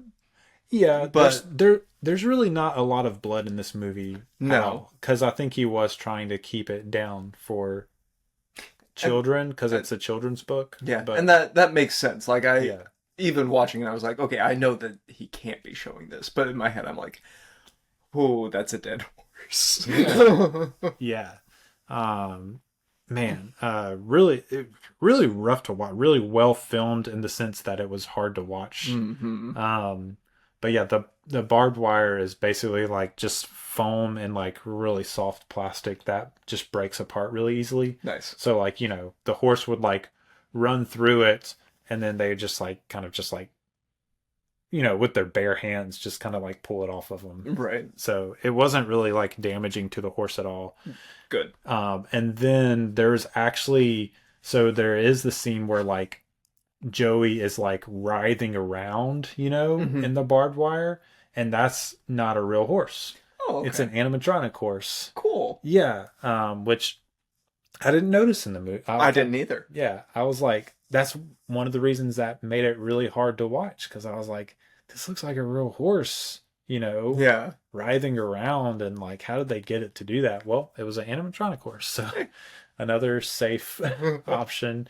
It was like they had this like box under it with a couple of people that were able to manipulate like the body and the head, and then they had like tubes running to get like the nostril breath coming out, and they had like a radio controlled motors in the face that like 3 puppeteers were operating. So it was like a pretty extensive like little animatronic thing.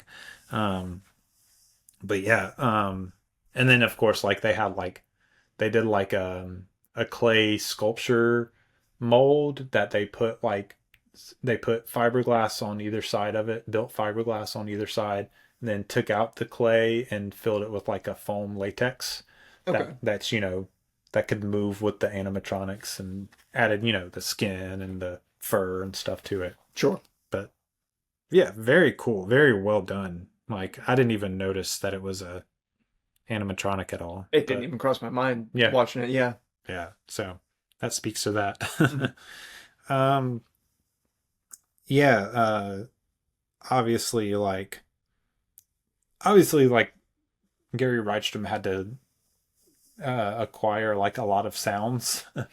A lot of like, a lot of that World War II is kind of like beginning industrial sound. Hmm. And so like he kind of went for that with a lot of like the war machine sounds. And then, you've got to find sounds that sound like a World War II machine gun. Maybe he found like one that he could get fired and record, who knows? Sure. But yeah, just a lot of that sort of stuff for the sound. And then John Williams, of course, doing the John Williams thing Mhm. with this one. Spielberg even talked about he was like, I think these are like two of my best collaborations. I feel like he always says that though. Like two of his best collaborations with John Williams between this movie and 1010. Mhm.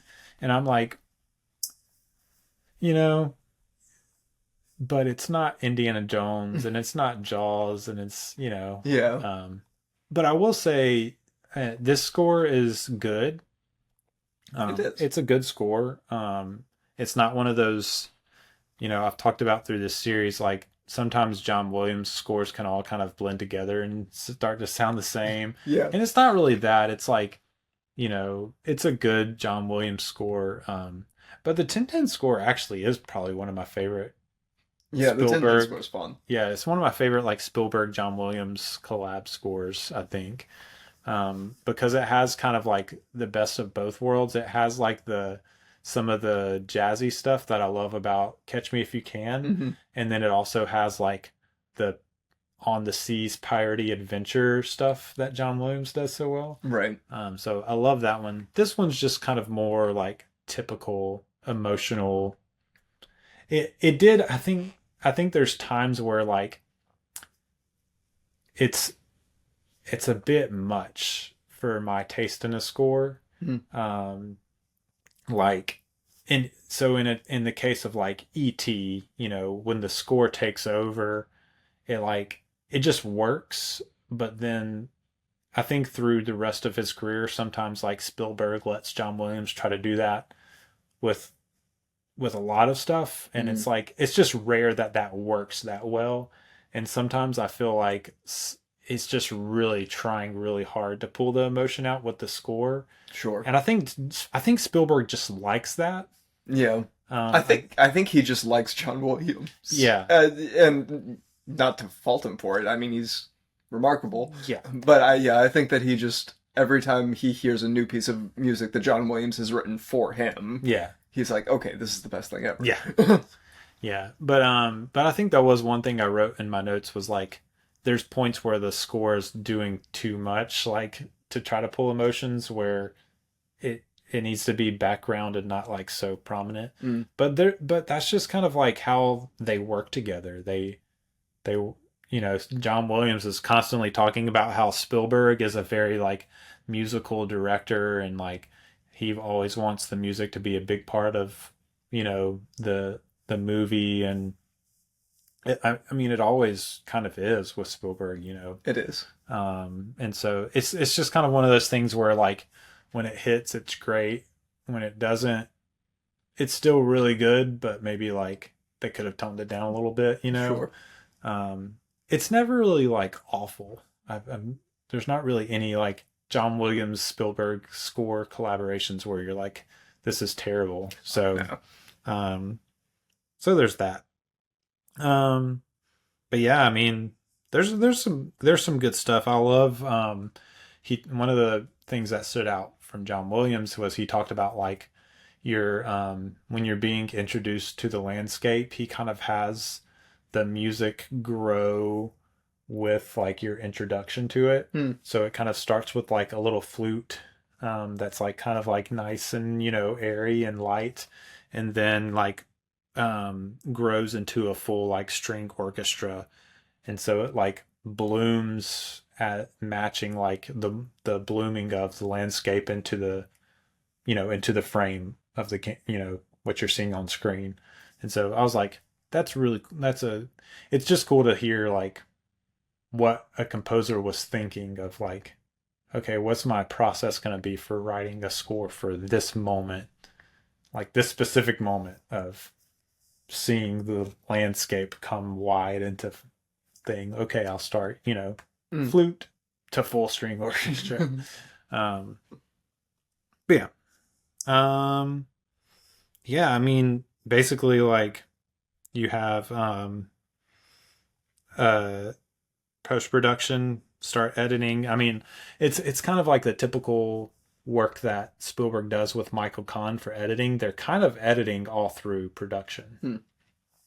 So he had started using this Avid software for editing sequences. Like Michael Kahn had started using it with Spielberg and Tintin. And so, like, as stuff was coming to him, he's just like going ahead and editing things down. And Spielberg, the way Spielberg describes it is it allows him to like take the pulse of the movie as they go. So he can kind of see like, this is their direction things are going, because you're getting the edit as you go. So you can see, okay, this is kind of where we're going with the movie. So he can kind of make adjustments of like, okay, we're still following the script, but we can make adjustments like to follow this like thread or this emotion in this scene. And then also, like, before they strike a set, he can go back and get stuff that, oh, we should have gotten this. And they're able to do that because they're editing it as they go. So they can see like, oh, we're missing this. This is this extra shot that we didn't get. Right. The set's not struck yet, so we can go back tomorrow and get that before we strike the set. Yeah. So it's just really like it's how you can shoot a movie in 63 days and like turn it over pretty quickly. Yeah.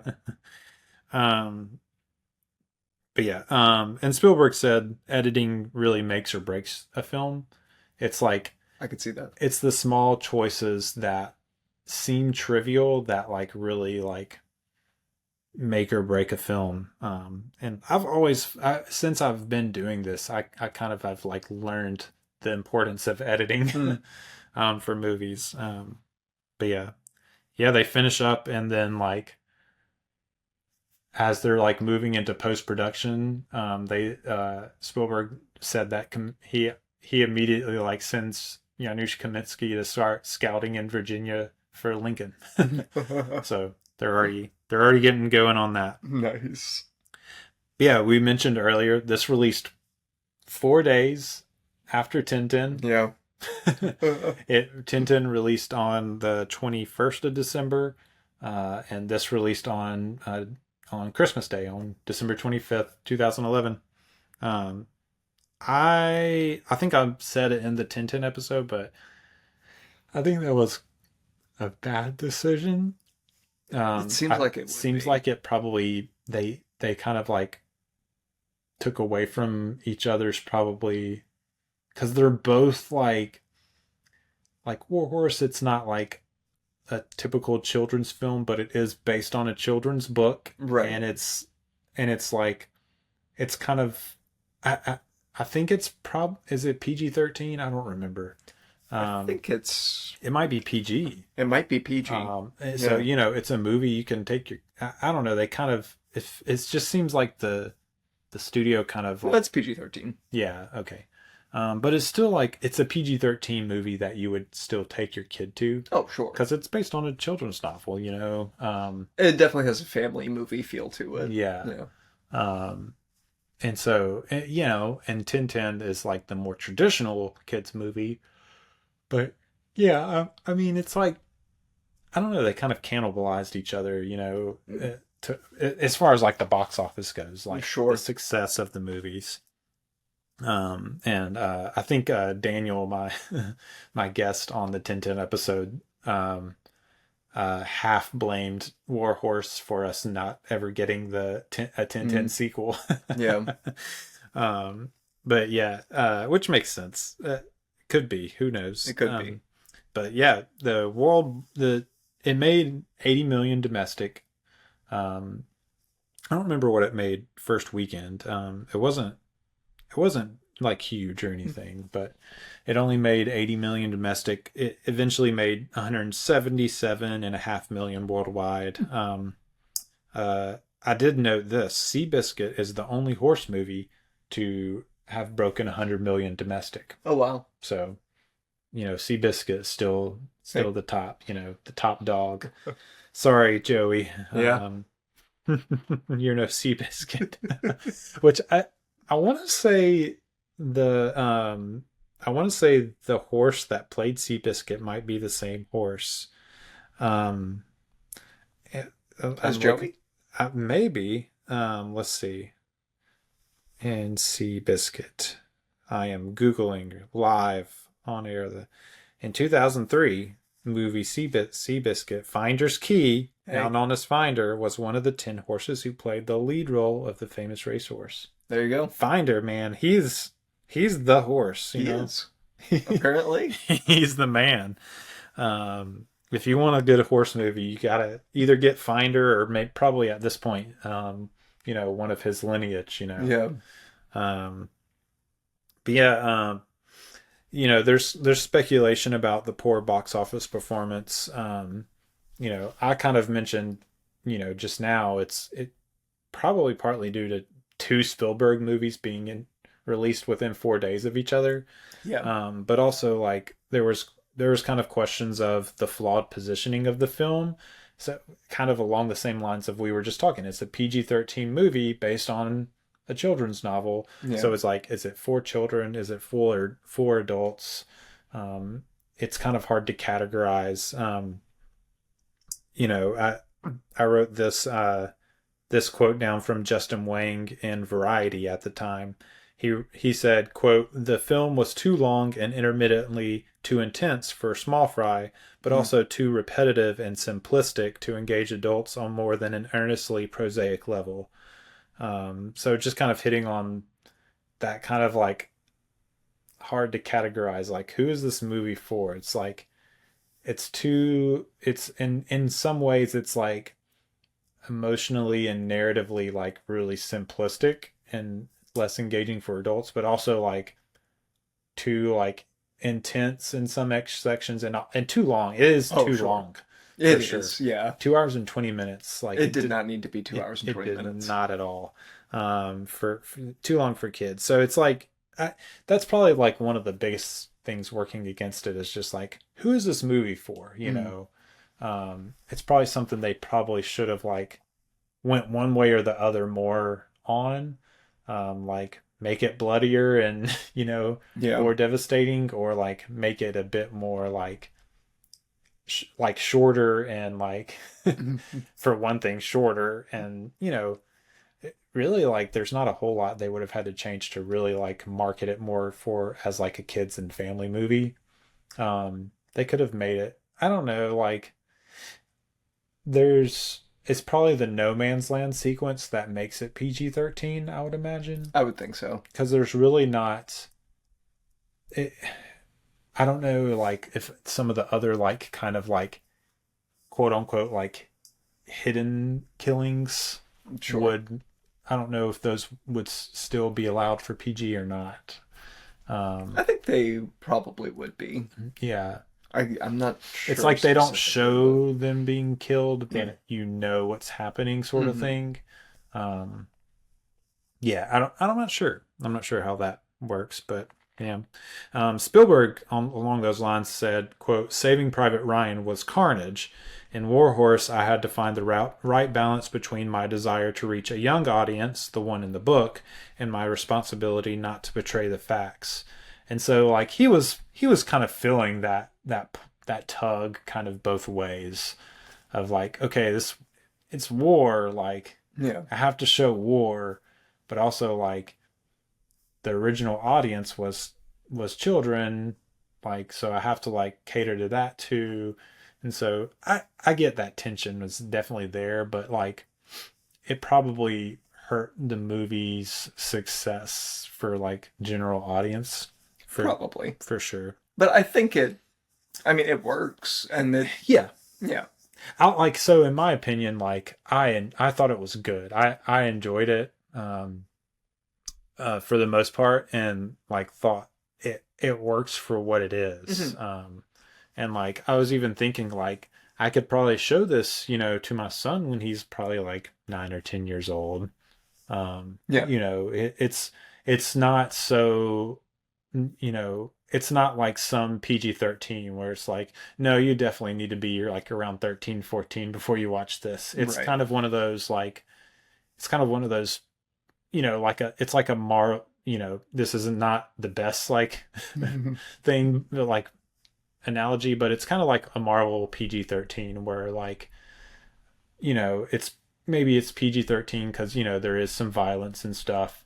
Sure. And maybe like, two, lower grade cuss words or something. Sure. And it's kind of PG-13 in that sense of like, okay, yeah, like, yeah, it's PG-13, but like you can show this to a 10-year-old and they're fine. They can handle it. Oh yeah. So I feel like this is kind of like in that area.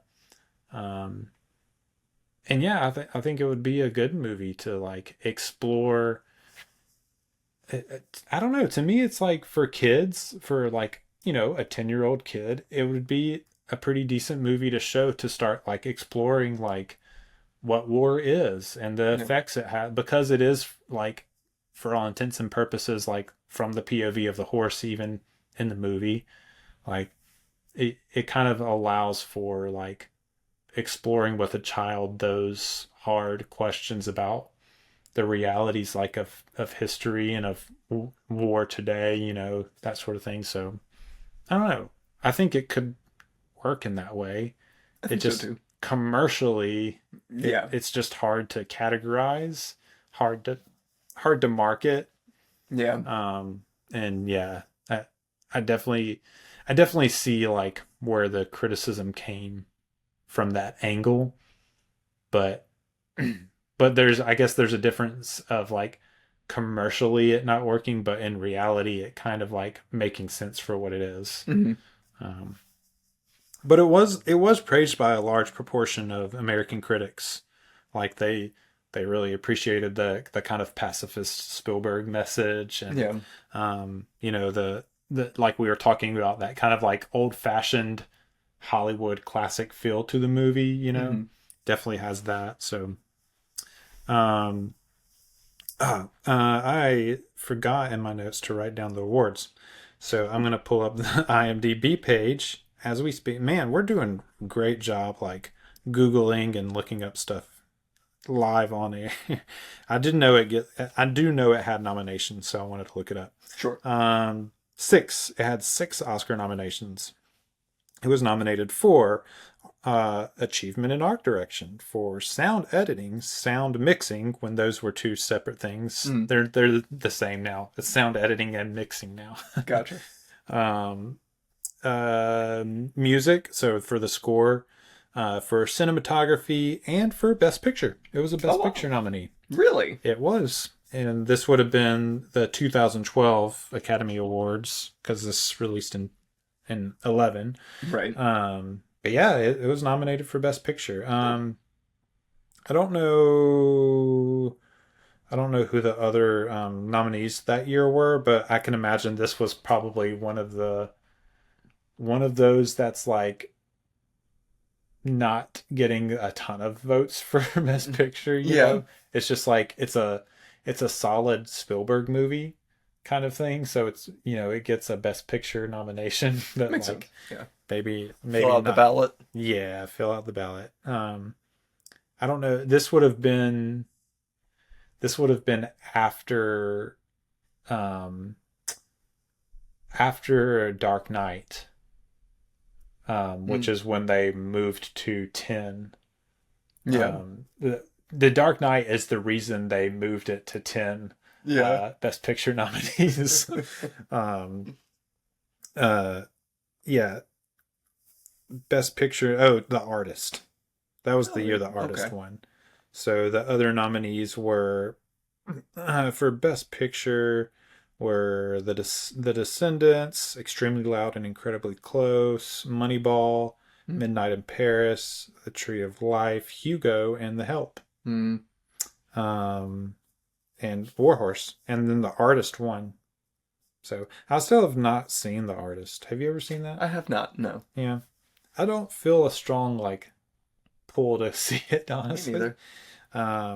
If I want to watch a black and white silent film, I'll watch one from the era where they were from. No, sure. I don't know. That's probably unfair. It's probably a pretty good movie. But yeah, That might be something I get to one day, but yeah. It's not just Eventually. not high up on the list. kind of filling out the best picture stuff. But yeah. I mean, that's all on production and release and all. Hello again. Do you know how you can really support the show for free in just a few minutes or less? That's right. Just leave a rating and review on Spotify and Apple, or wherever you listen that might allow for ratings and reviews. These really help the visibility of the podcast. In fact, just hit that pause button right now and drop the review right now. And then you can get back to the show. I'd greatly appreciate it. Okay. I trust that you went and left that rating and review now. Back to the show. Let's hit some like key things about the movie. Sure. I like to start with the quibbles and get those out of the way. Did you have any like quibbles with the movie, or like major, even like a major quibble? Like, my small quibble to just get things rolling is what's up with the goose? Like, we talked about, I think its name was Harold. Yeah. The goose, it just like they set up this goose like it's going to be a big part of the story, and then it just like it chases David Thewlis off the property, and that's like the last time you see the goose. Yeah. I just like I don't know, I was thinking like while I was watching it, I was like, oh, this goose, they keep showing this goose at the beginning, and then like at the end I was like, wait a second, what happened to that goose? That was like my minor quibble. Did you have any minor ones or major ones? Not really. Yeah. It was a bit long for what it was. Yes. Yeah. That's probably one of the major ones. Yeah, that's Too a major long. one. And some of that is just like they're really trying to stick to the book, and they're really trying to do all the parts of the book. So I get it. But then like, I don't know, like some sequences just drag on probably too long. Like the plowing sequence is pretty good in parts. Sure. But it's really long. Like it lasts a long time, and it feels like there was a lot of like sequences like that could have been more efficiently like shown and told. Mm-hmm. And all those added up, make for a 2 hour and 20-minute movie. Yeah. Yeah, they could have tightened up a lot of that there at the beginning. Mm-hmm. And yeah. Probably the bit at the end, going towards the end with the lone German soldier with the two horses. Yeah. Some of that could have gotten tightened up a good bit. Yeah, I agree. That's a very like, that felt pretty quick in the book. From what I remember, that sequence. But yeah, it's basically like a lot of the sequences could have just been tightened up a little bit and more like kind of efficiently like told. Yeah. And I think that would have helped it a lot. Because I found myself like, I'm watching at home, but I'm just like finding myself like a little bit distracted of like, okay, we've been plowing for a while now. Like, yeah, are we going to get this? I know this field is going to get plowed because like it's a Spielberg movie. It's a horse movie. Like, I know the horse is going to plow the field. Can we get there? Yeah. There's a lot of that. Like, I know the horse is going to get the cannon up the hill. Like, yeah, it's the movie's called War Horse. I know the war horse isn't going to die. It's the hero, right.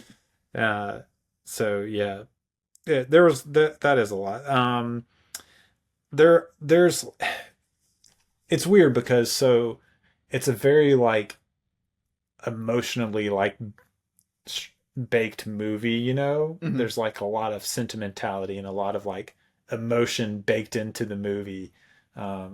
Partly because of the source material, partly because like it's a Spielberg movie. Mhm.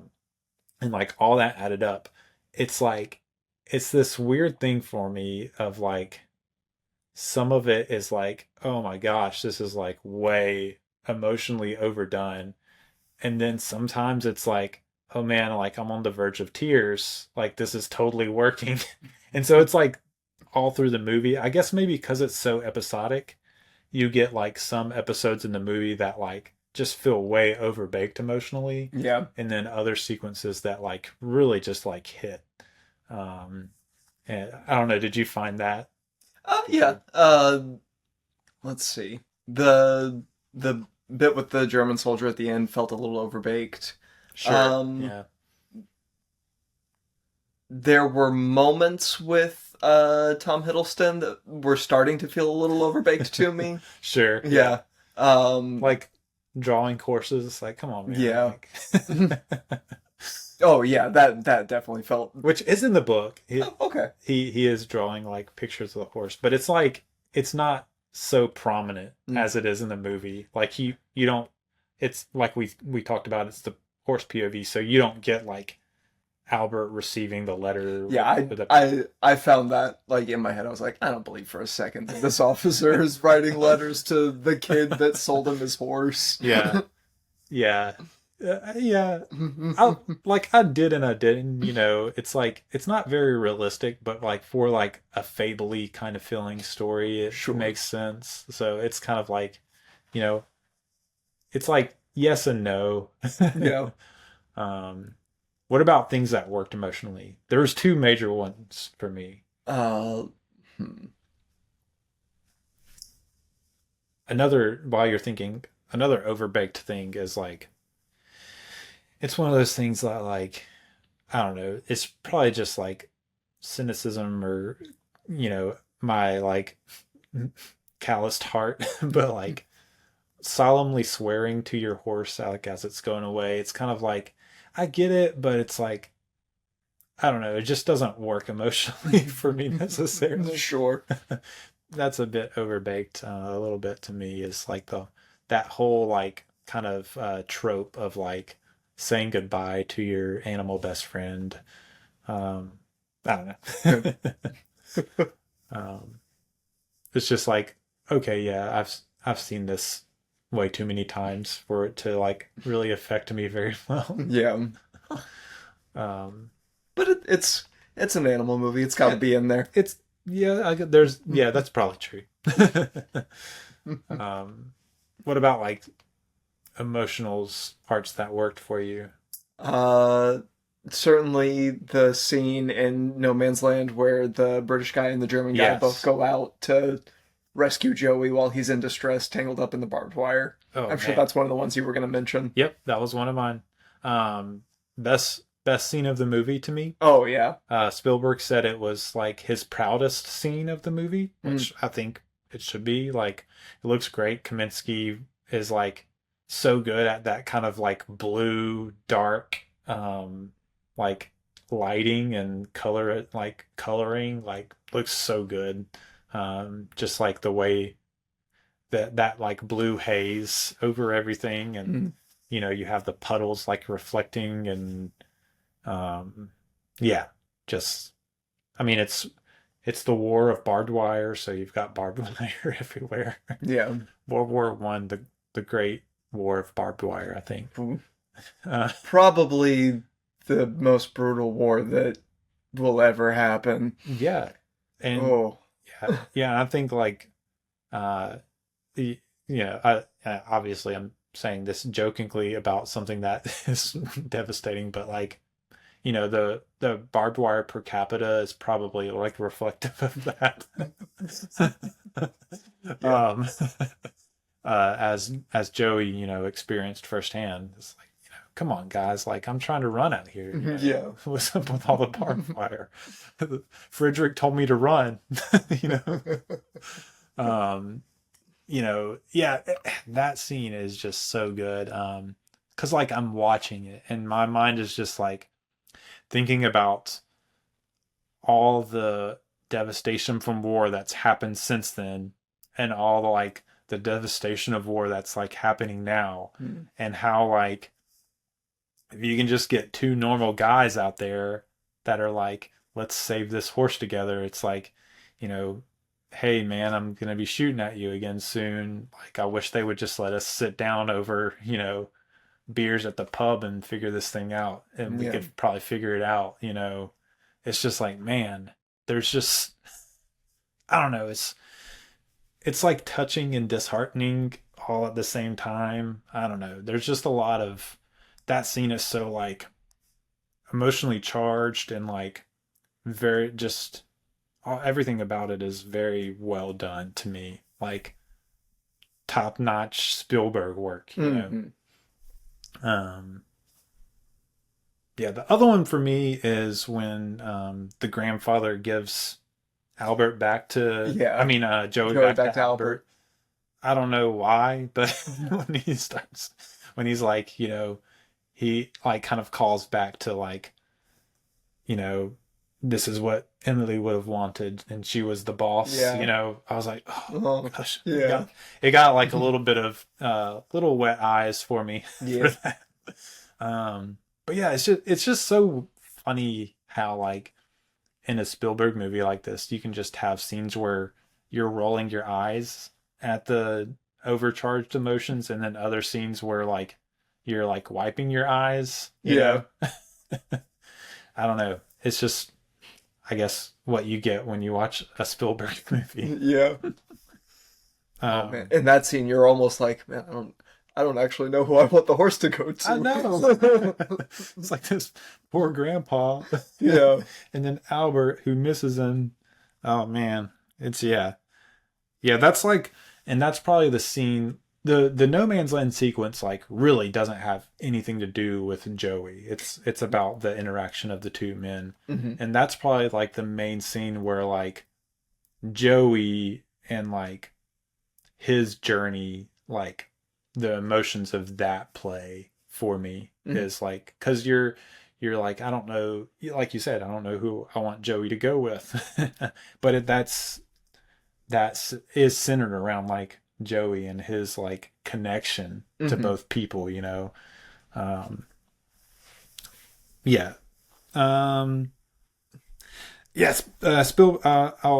spout off a few Spielberg distinctives. Sure. There's low angle close-ups galore. Oh yes.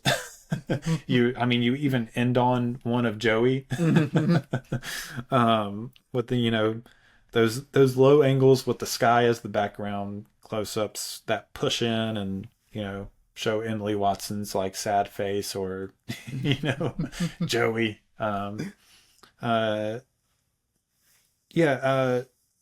like kind of, and then along with that, juxtaposing like close-ups to like wide shots, that kind of like it shows like the emotion of the face, and then like pulls out or like cuts to a wide shot that like match the emotion of the close-up. So sometimes it's like devastation, like we talked about with like the Hiddleston thing, because like shortly after that you get like the wide shot of like all the horses and men in the field.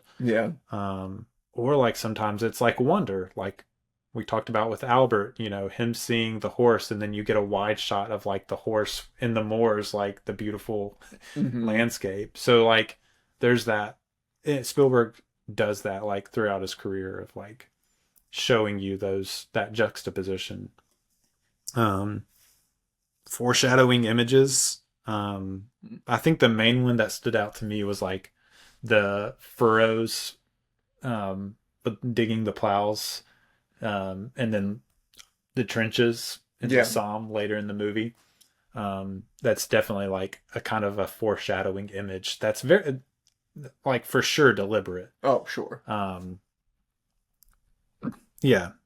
And then like comedy worked into kind of the action and adventure of it all. Like it's like when Spielberg tries to lean too much on comedy, prime examples to me are 1941 and The Terminal. It just doesn't work.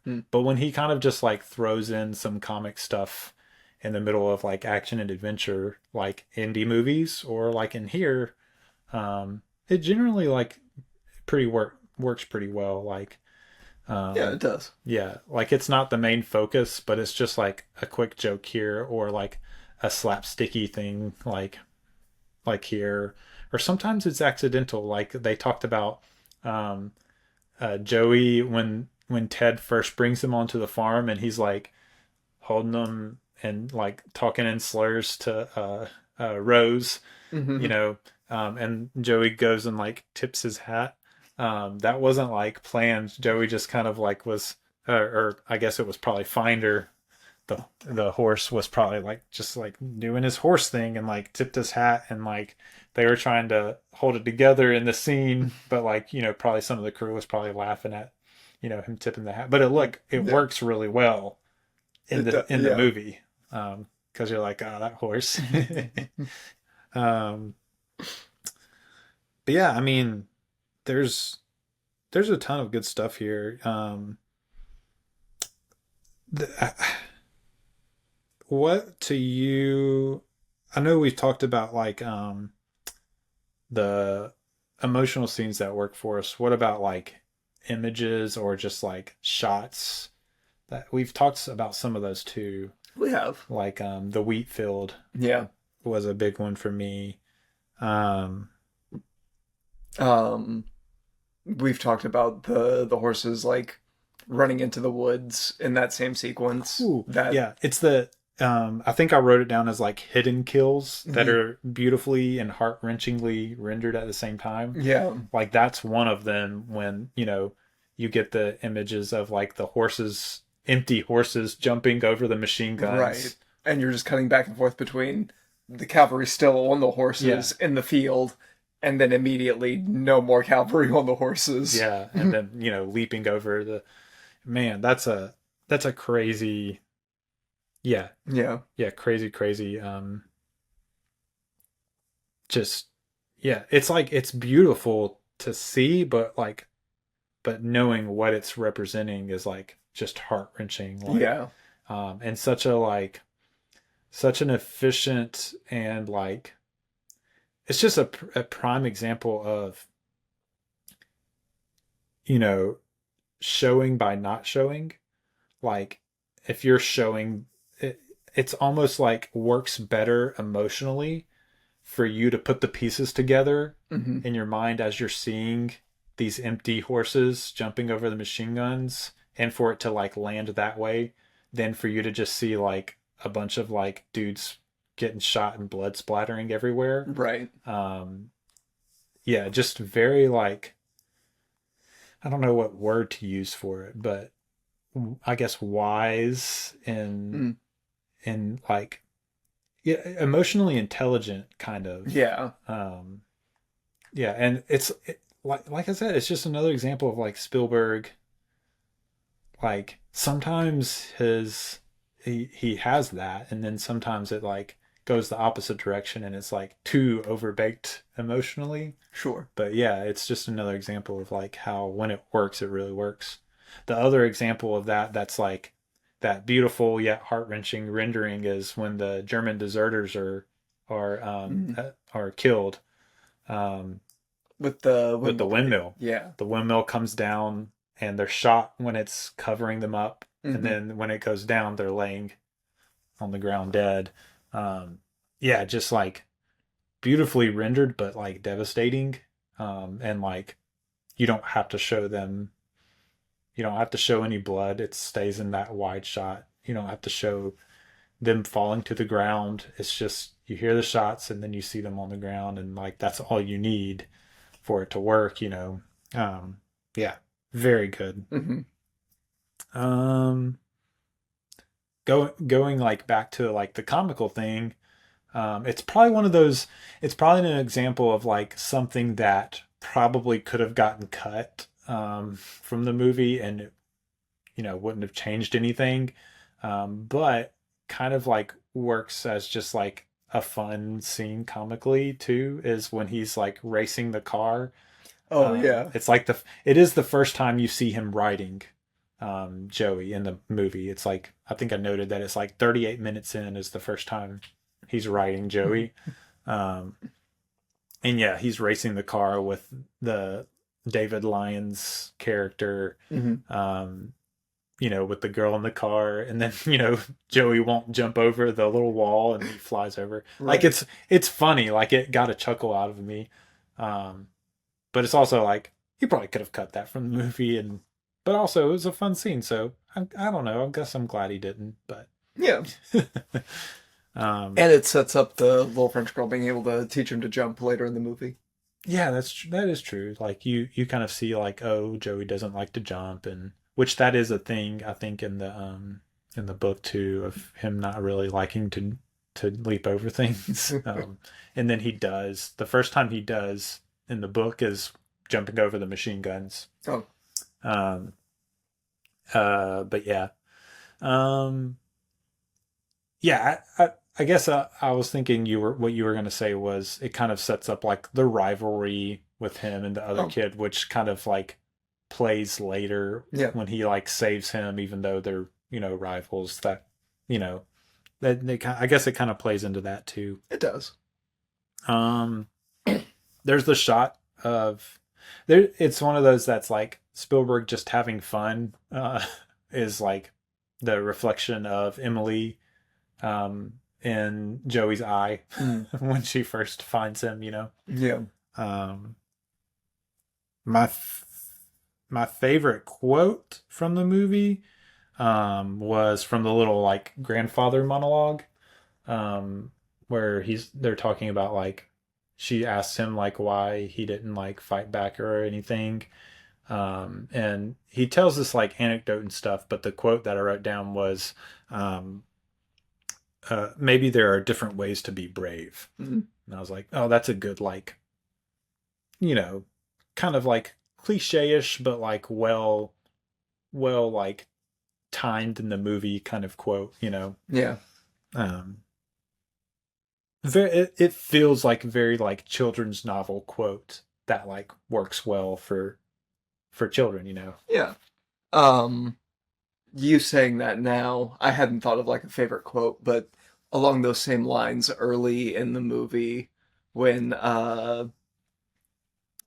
Emily Watson's character is talking to him, to Albert about his dad's military service, and kind of his PTSD and how he's ended up the man that he is now.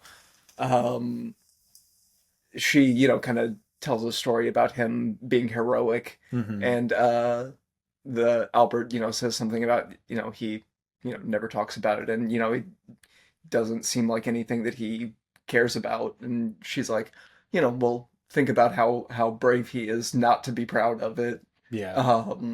Yeah, that was good. Yeah. I do remember that. Yeah. Yeah, and that's that scene too kind of sets up I guess like that relationship well too, between father and son, and kind of like, the non-dialogue like reconciliation you kind of get at the end when the son has, when Albert's come back, and he's kind of like experienced and kind of like probably better understands his father now. And yeah, just like you get them kind of like reconciling, no dialogue, just kind of like a slow like approach and embrace, which, that image can be like very powerful. Sure. And yeah, I think that image in the movie worked pretty well for me. Like, I didn't need some like exchange between the two and dialogue. Like, that was enough. But yeah, that whole like speech that the mom gives definitely like, it sets that up well. Like, I kind of like the whole pennant thing is like kind of a bit much. I agree. It's like, I don't know. They talked a little bit about it in the special features, but I still had a hard time like grasping why they felt that was necessary to like follow through the movie. I don't know. It was, yeah. I agree. It felt forced. Yeah. Yeah, the only other like image that I thought was like incredible was before Joey ends up in no man's land. He's like running through the trenches, Mm. and like he was really the horse was really running through the trenches, you know, and like it looks like so good. Yeah. Like looks incredible. Um yeah, that's the only other thing I had as far as that goes. Um but going back to the father son, I thought one thing I thought was interesting was like there's like kind of a juxtaposition, especially in that first part of the movie, of like the foolishness of the father juxtaposed with the foolishness of the son, but it's like a different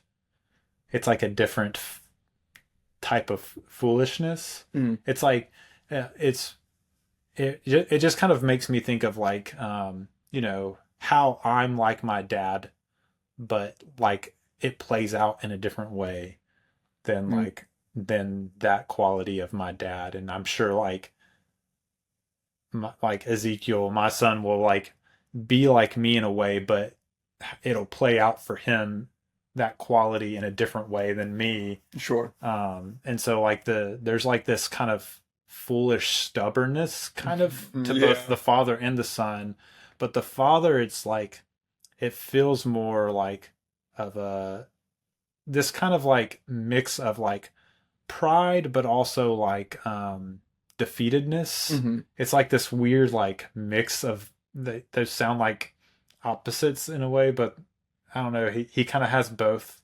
Like he kind of has this stubborn pride that's also like this defeatedness, stubborn defeatedness. I don't know, it's weird. And that quality is in the son too, but the way it plays out in him, and maybe it's just of him being young, but it's like this naive, it's more of like this naive foolishness that's full of like hope and determinism, like determinism. And so it's like the same quality, but like with a different perspective on life and a different like way it plays out and how he like goes about things. And I just thought that was interesting. Like I was thinking about that as I was watching the movie, and like, you know, the kind of plow sequence is probably like the prime example of how it looks for the father, that quality, versus how it looks for him, you know, trying to plow the field. But yeah, I just thought that was an interesting kind of little character thing for the father son. But yeah. Do you, so, you know, obviously the movie is kind of told alongside Joey. It's not quite like the book where it's like Joey POV, but it's still told through Joey in a sense, the movie. Do you feel like that was an effective way to tell the story, or I think so. Yeah. Like, so I kind of like was thinking about and wrote in my notes like how the way it's told through Joey allows you to like explore. It like follows the animal, but it allows you in a way to like explore the humanity or lack thereof in what you're experiencing, because you're not following a human. Yeah. I don't know. Did you see that? I do. Yeah. Yeah. And it's interesting because like it almost like takes the horse POV kind of like shtick to be able to like kind of, it's almost like you're kind of pulling it out away from yourself and holding it out here so that you can like turn the object around and like see it or whatever in a more full view. And like you take something like a horse that's like completely innocent, right? And so then you put him in that environment and like kind of follow him and see how he interacts with people. And it's like that allows you to like really see the like futility of everything that is going on, and like the inhumanity, and like because you're taking something innocent and beautiful and putting it in something that's like unexplainably like harsh and ugly.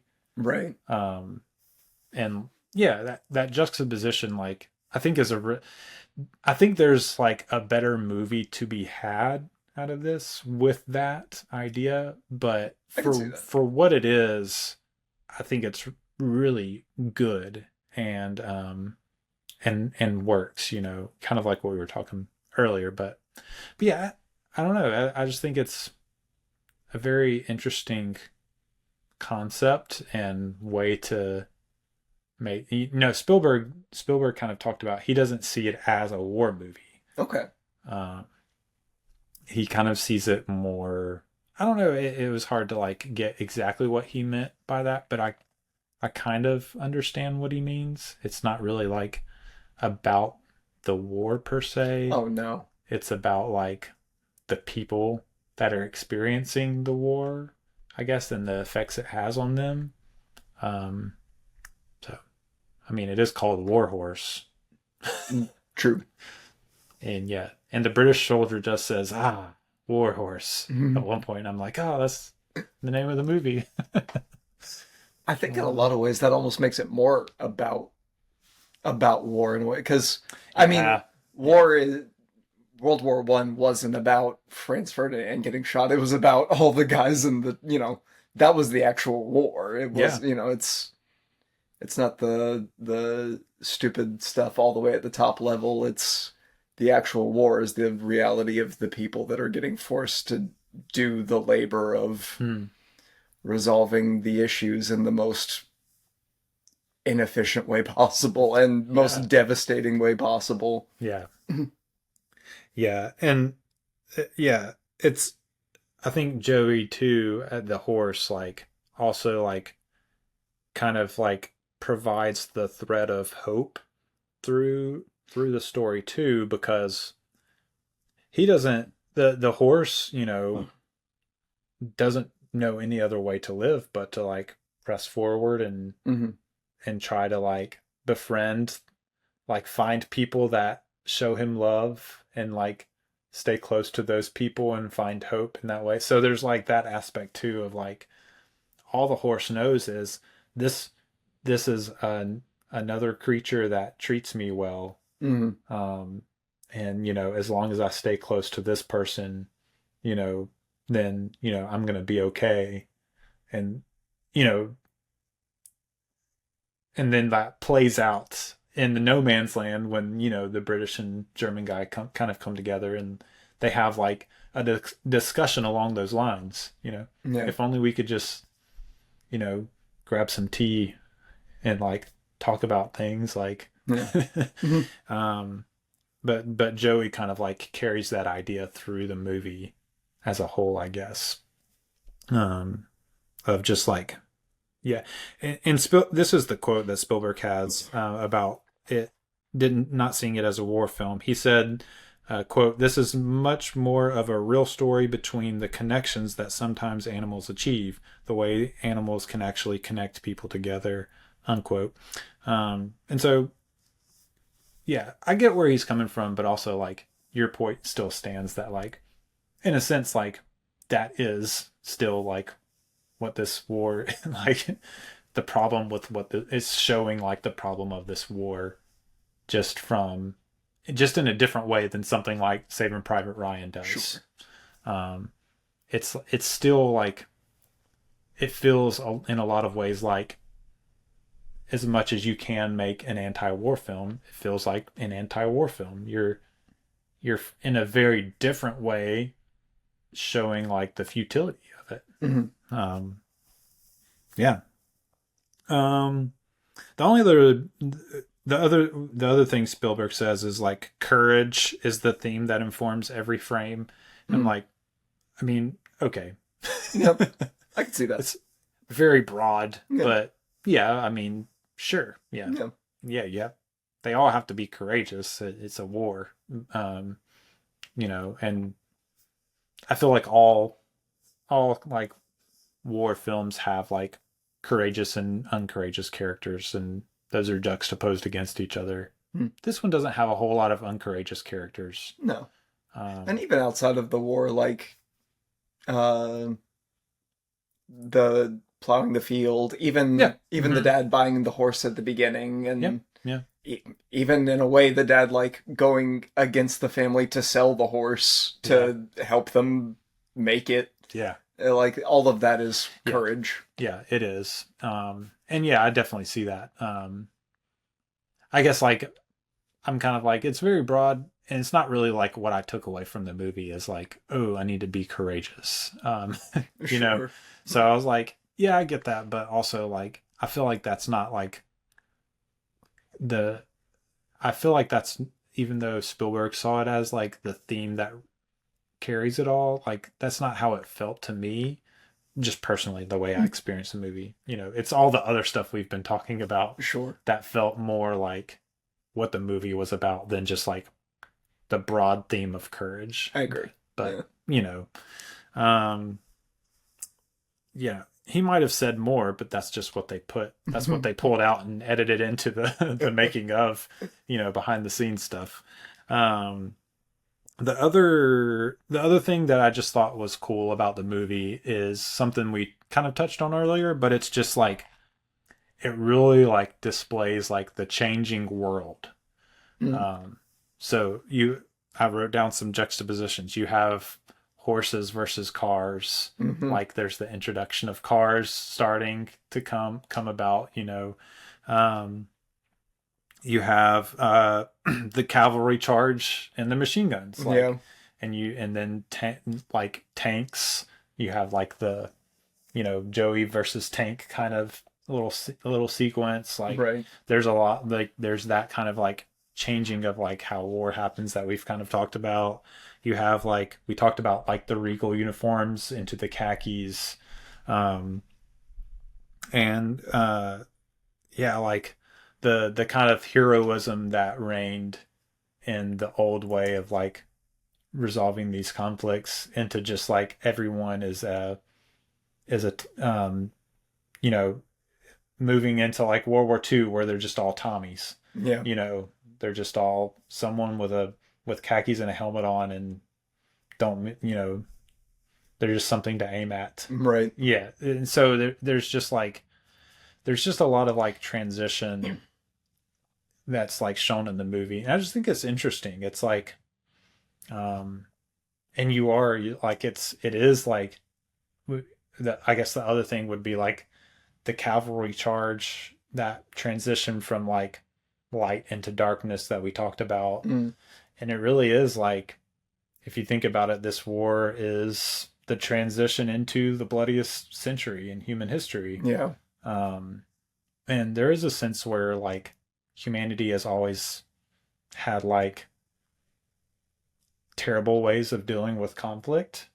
But man, we've come up with some horrible ones in the last 100 years. That 20th century was rough. And I think this movie kind of like, in a sense, it just has that feel of like that transition into like, you know, we're advancing in a lot of ways, but we're also like regressing in a lot of ways as well.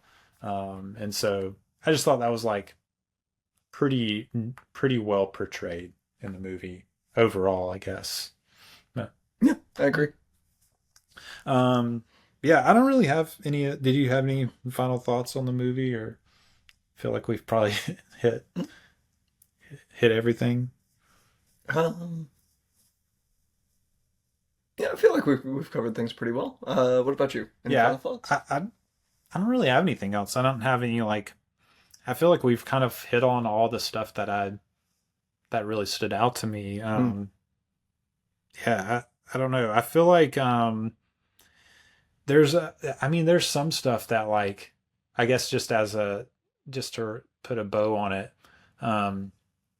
there's some stuff in this movie that feels like, you know, Spielberg just doing kind of his middle of the road good stuff, and then but there's just moments that are like, you know, feel like he's at it like at the top of his game, kind of, you know, the No Man's Land sequence, like some of like the tracking shots of like the cavalry charge or Joey running through the trenches, and like all that stuff is just like, wow, this is like so Like these are like shots that like you expect from Spielberg, and like kind of like the reason I go to the movies kind of like Right. shots. Like so yeah, I guess just to put a bow on it, like I overall I really liked this movie, and I think those kind of like standout moments, along with like the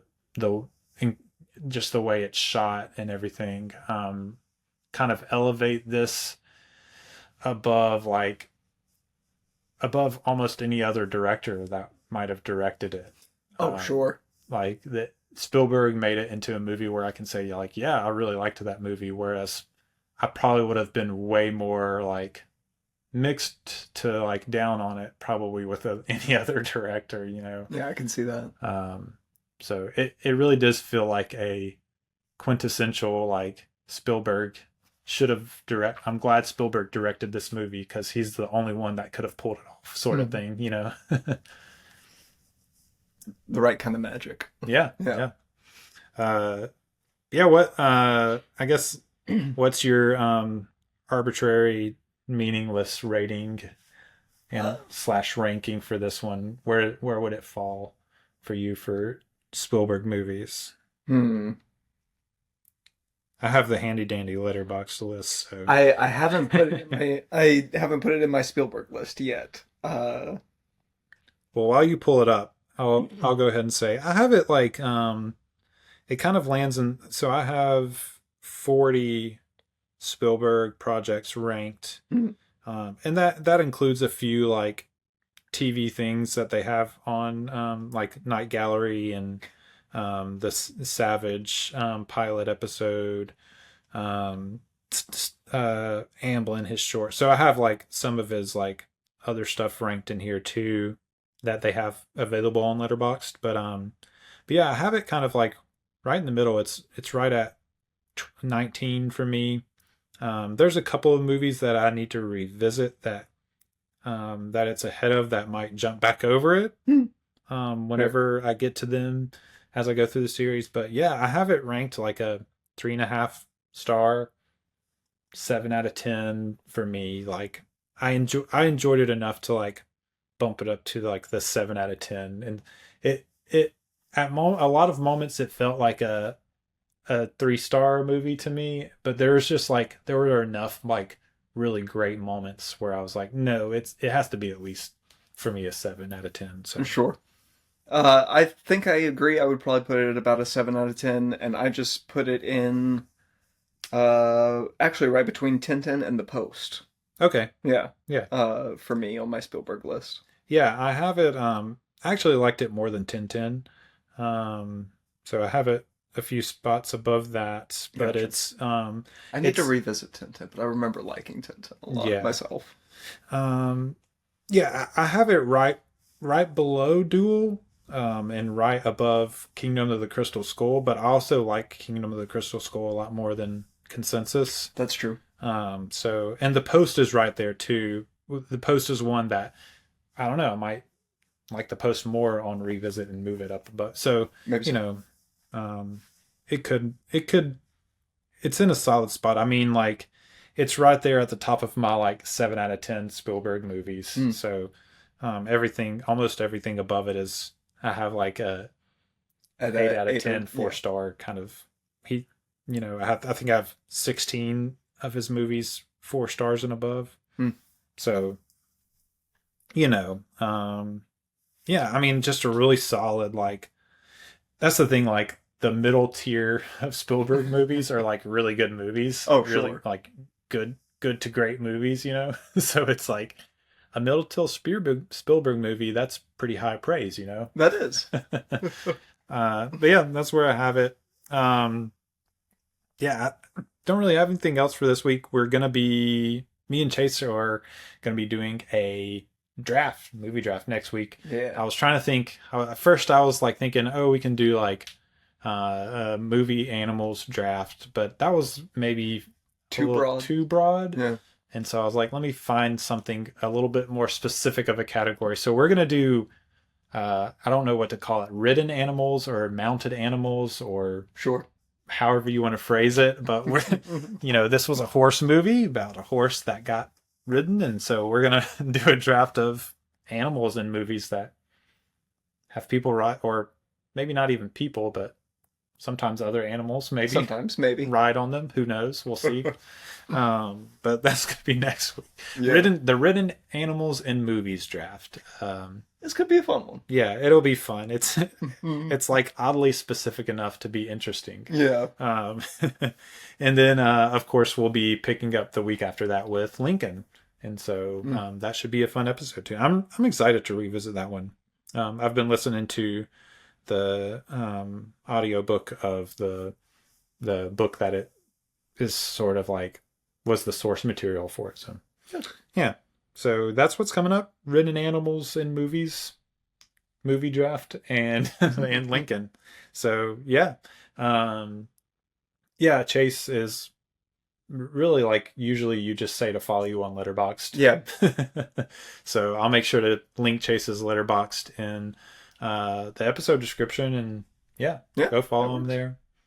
He logs movies. I do. I log movies. It's fun. Letterboxd is nice. No drama zone. No. So I stay away from most social media to stay out of the drama zone. Yeah. So it's for the best. Yeah. But yeah, that's really all we have for this week. I've been Eli Price for Chase Ables. You've been listening to The Establishing Shot. We will see you next time. We were happy here. For a little while.